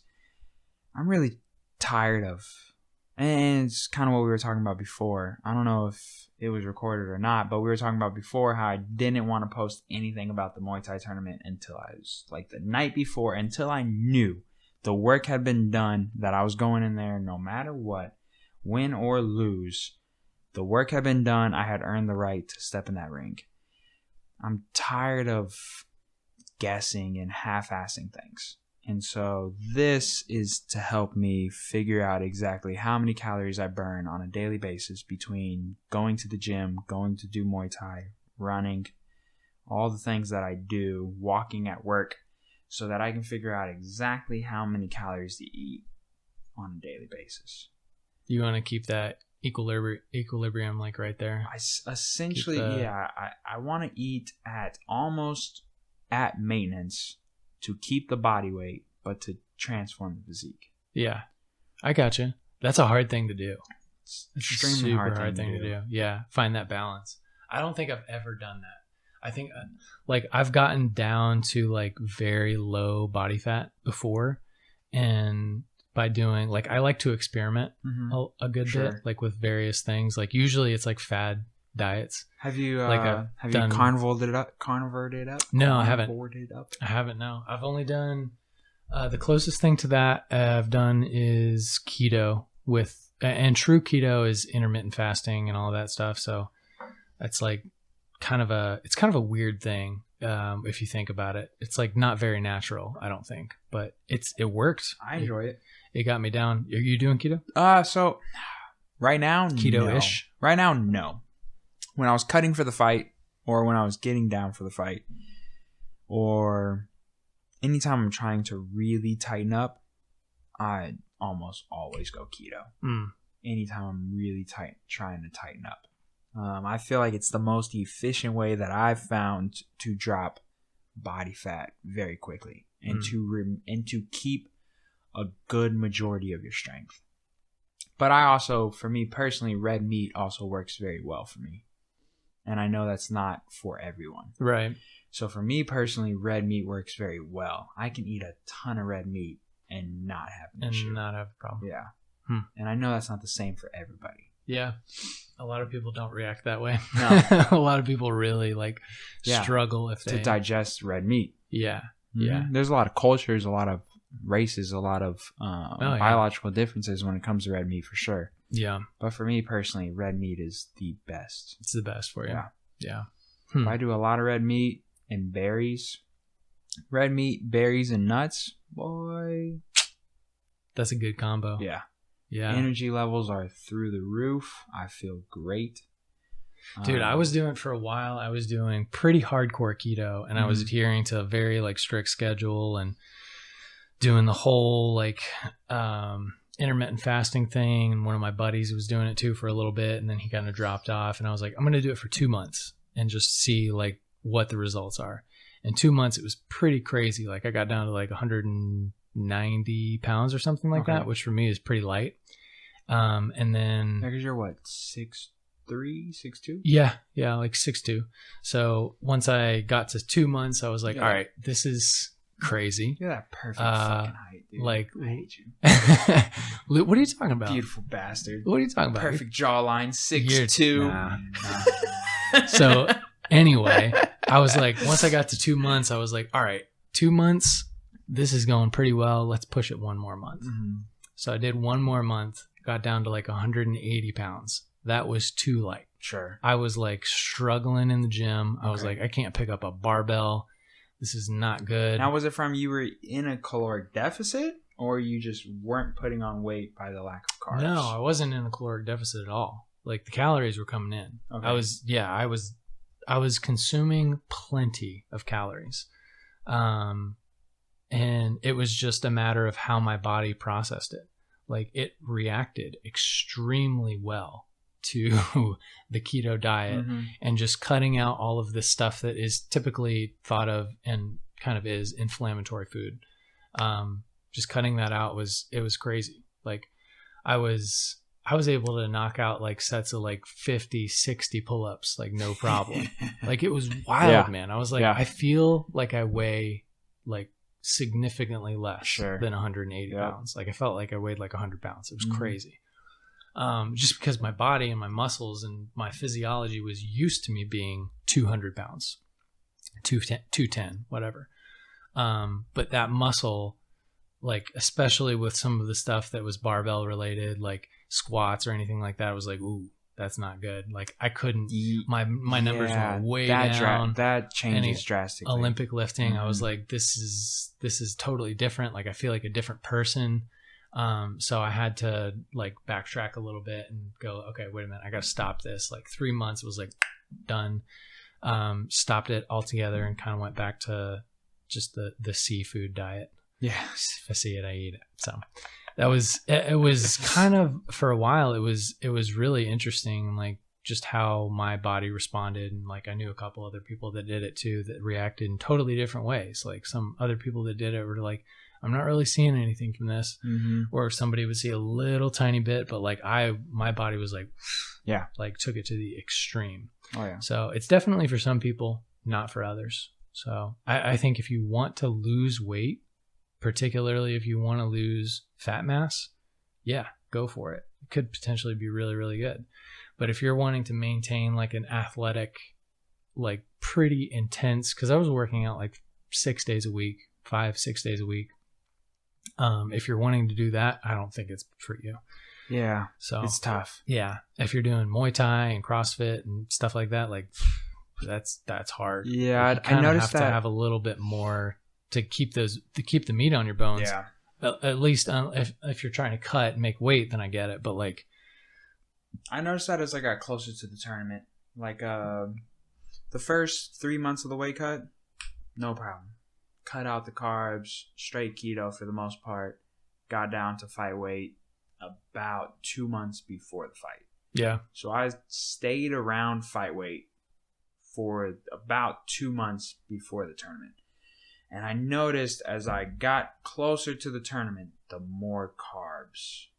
It wasn't sustainable. Yeah. Like I needed more carbs. Your body needed. My body was telling me like, hey, bro, you need more carbs. We're gonna shrivel up. Cravings were coming back. We're gonna shrivel up here, just like a bag of bones. Yeah, the cravings were coming back, the whole 9 yards, and it was just like, okay, so I implemented more carbs, and then the weight would fluctuate pretty heavily. I'd go from 160 to 165, back down. Yeah.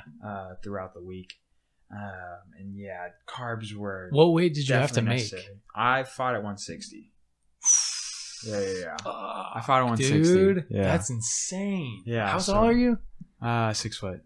That's insane. I fought at 160. That's nuts.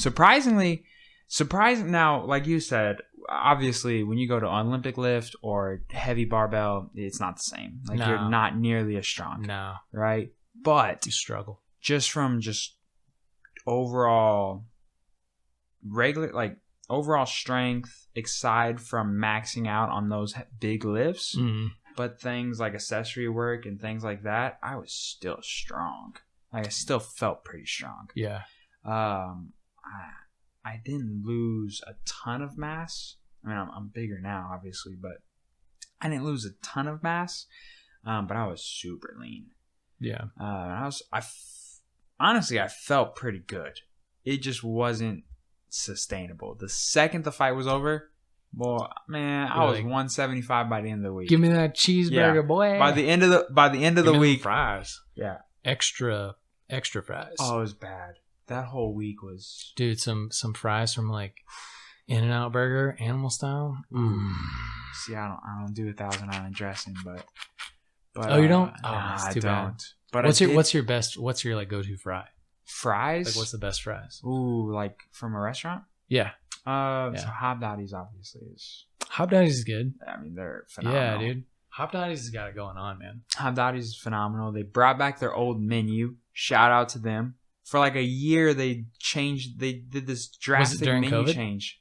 No, so it was prior to COVID because to COVID. Yeah, because we went there for my sister's 21st birthday, which was in February. So prior to COVID, they had changed their menu. They took away the Buffalo Bill. They took away X, Y, and Z. Wait, your sister's 21. How old are you?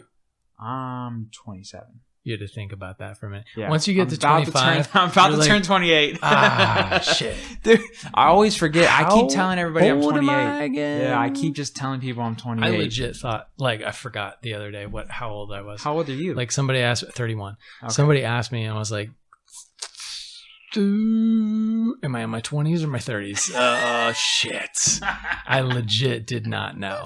I was just like, I have no idea. I don't know. I really had to do the math. I was like, okay, wait a minute.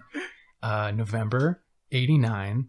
1, 2, 3, 4. Like I had to count, dude, up and be like, okay, here we go. 2021, 31. Yeah. Okay, perfect. I've told people I'm 28. It's sad, man. I've told people I'm 28 all year. And I'm not 28 yet.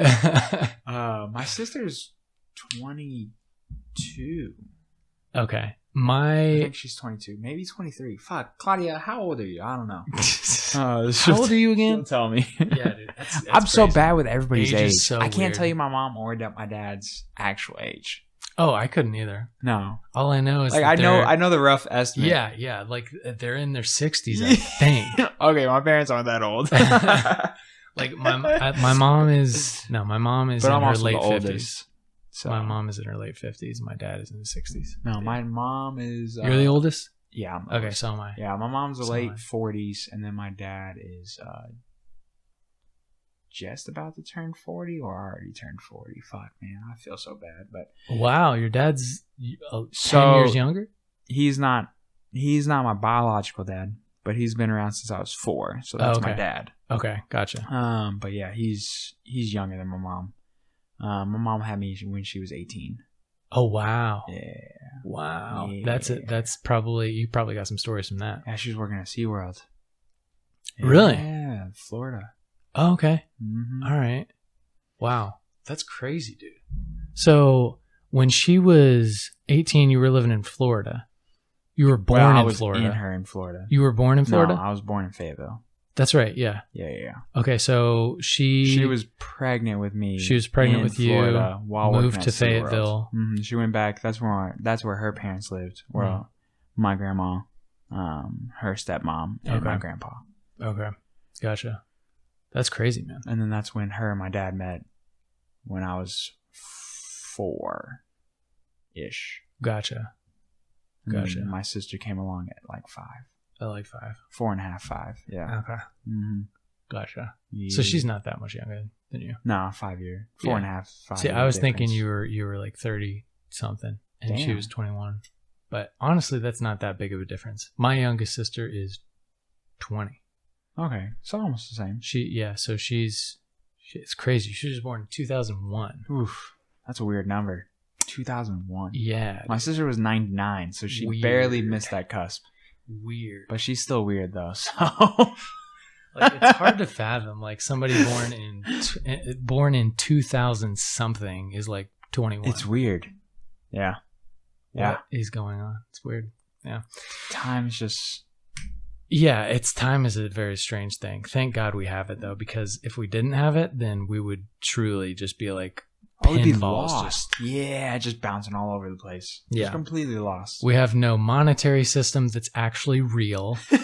We have no time that's real. We have no time that's actually real. We don't. But is time really real? I mean, time is relative. Time is relative, but it's definitely a real thing as far as constructs go. But we made it up though. Yeah, but like the progress of time and aging is real. Like even if you didn't have a way to quantify it, aging is still real, and you base things off aging. So if we didn't have time, people would go, "Oh, how many, lifetimes are you?" It's only a few more years before CRISPR defies aging. So, dude, that's gonna be some weird stuff. I don't think genetics is going to catch up though. I think genetics is too slow. You don't think so? No. Yeah, they're pretty close. They're already removing old cells and replacing them with new cells. Yeah, but I think the brain machine interfaces are going to outpace it. So eventually genetics will become something that is not necessarily too much of a focus.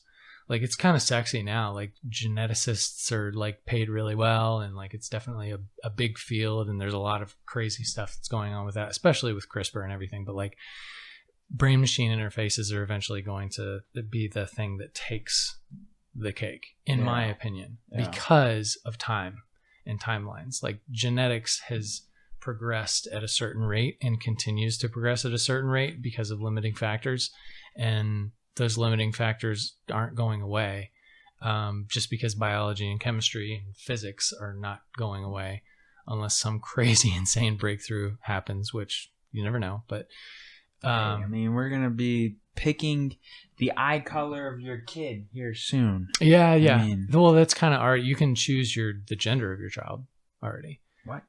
Yeah. You can decide whether you want a boy or a girl. That's very easy. Anybody can do that. Whoa. For free. For free? Mm-hmm. Yeah. Yeah. If you want all boys, you can have all boys. If you want all girls, you can have all girls. Or if you want a boy and a girl, like you can choose what you want. But this is from... Wait, how? Like you're not talking... Not from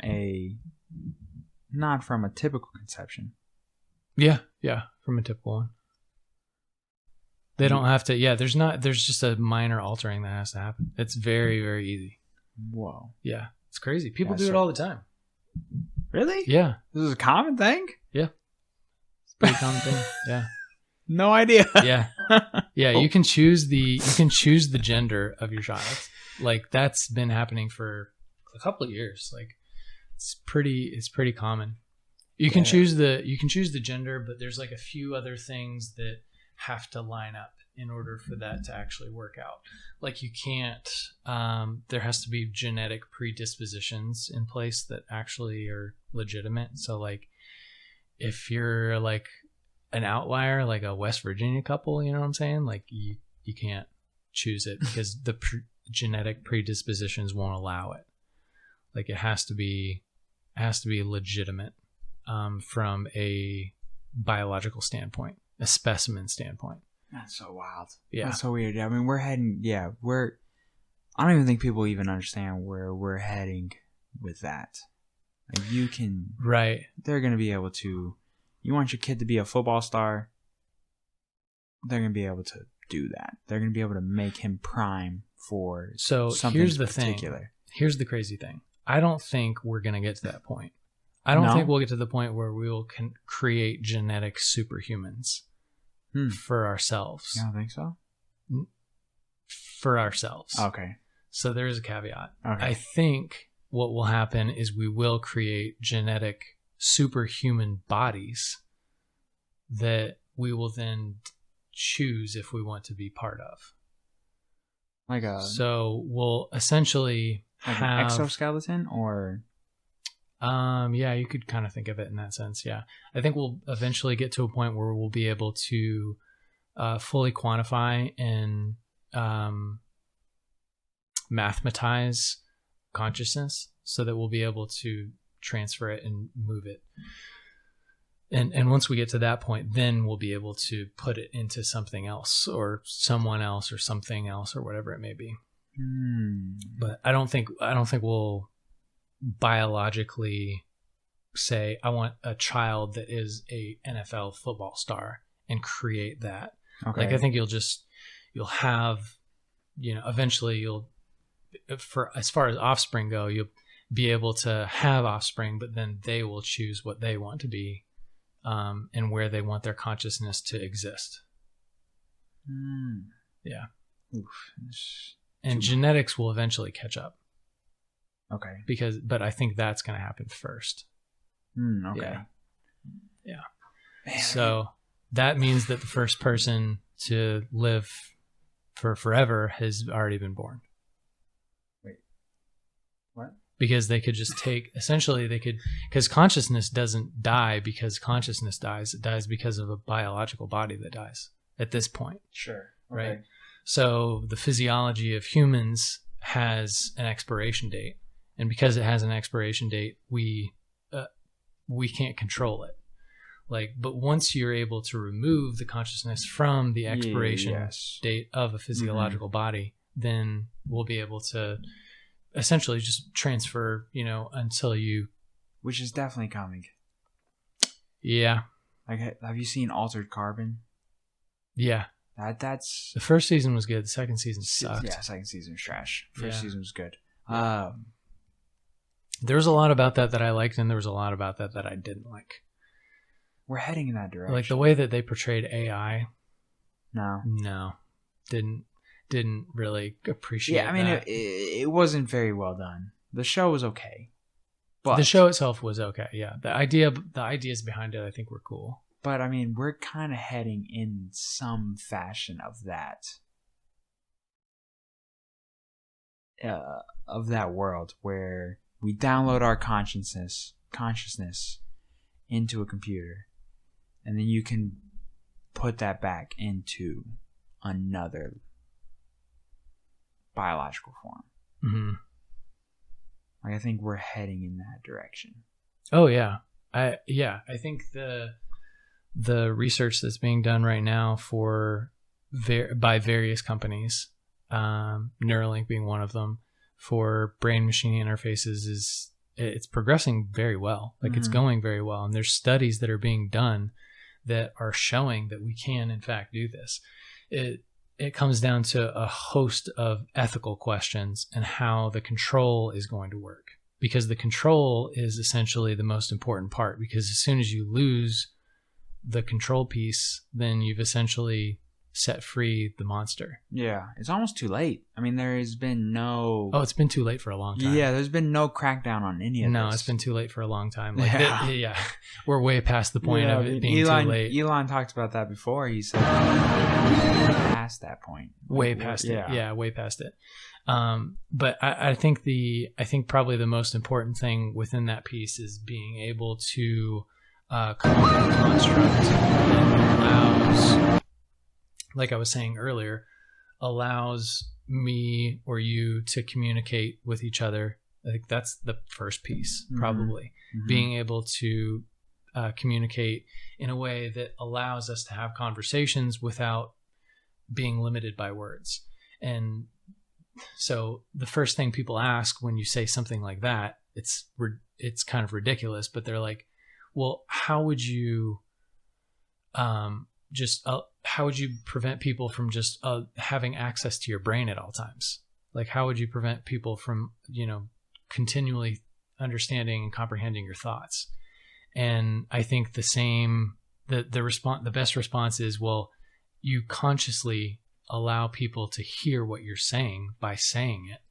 The same way you would apply allowing people to, if you think, hey, I want this person to have access to this thought, it would be the exact same application. Yeah. Say, hey, this person, I want to have a conversation with them. I want them to understand what I'm saying or what I'm thinking, rather.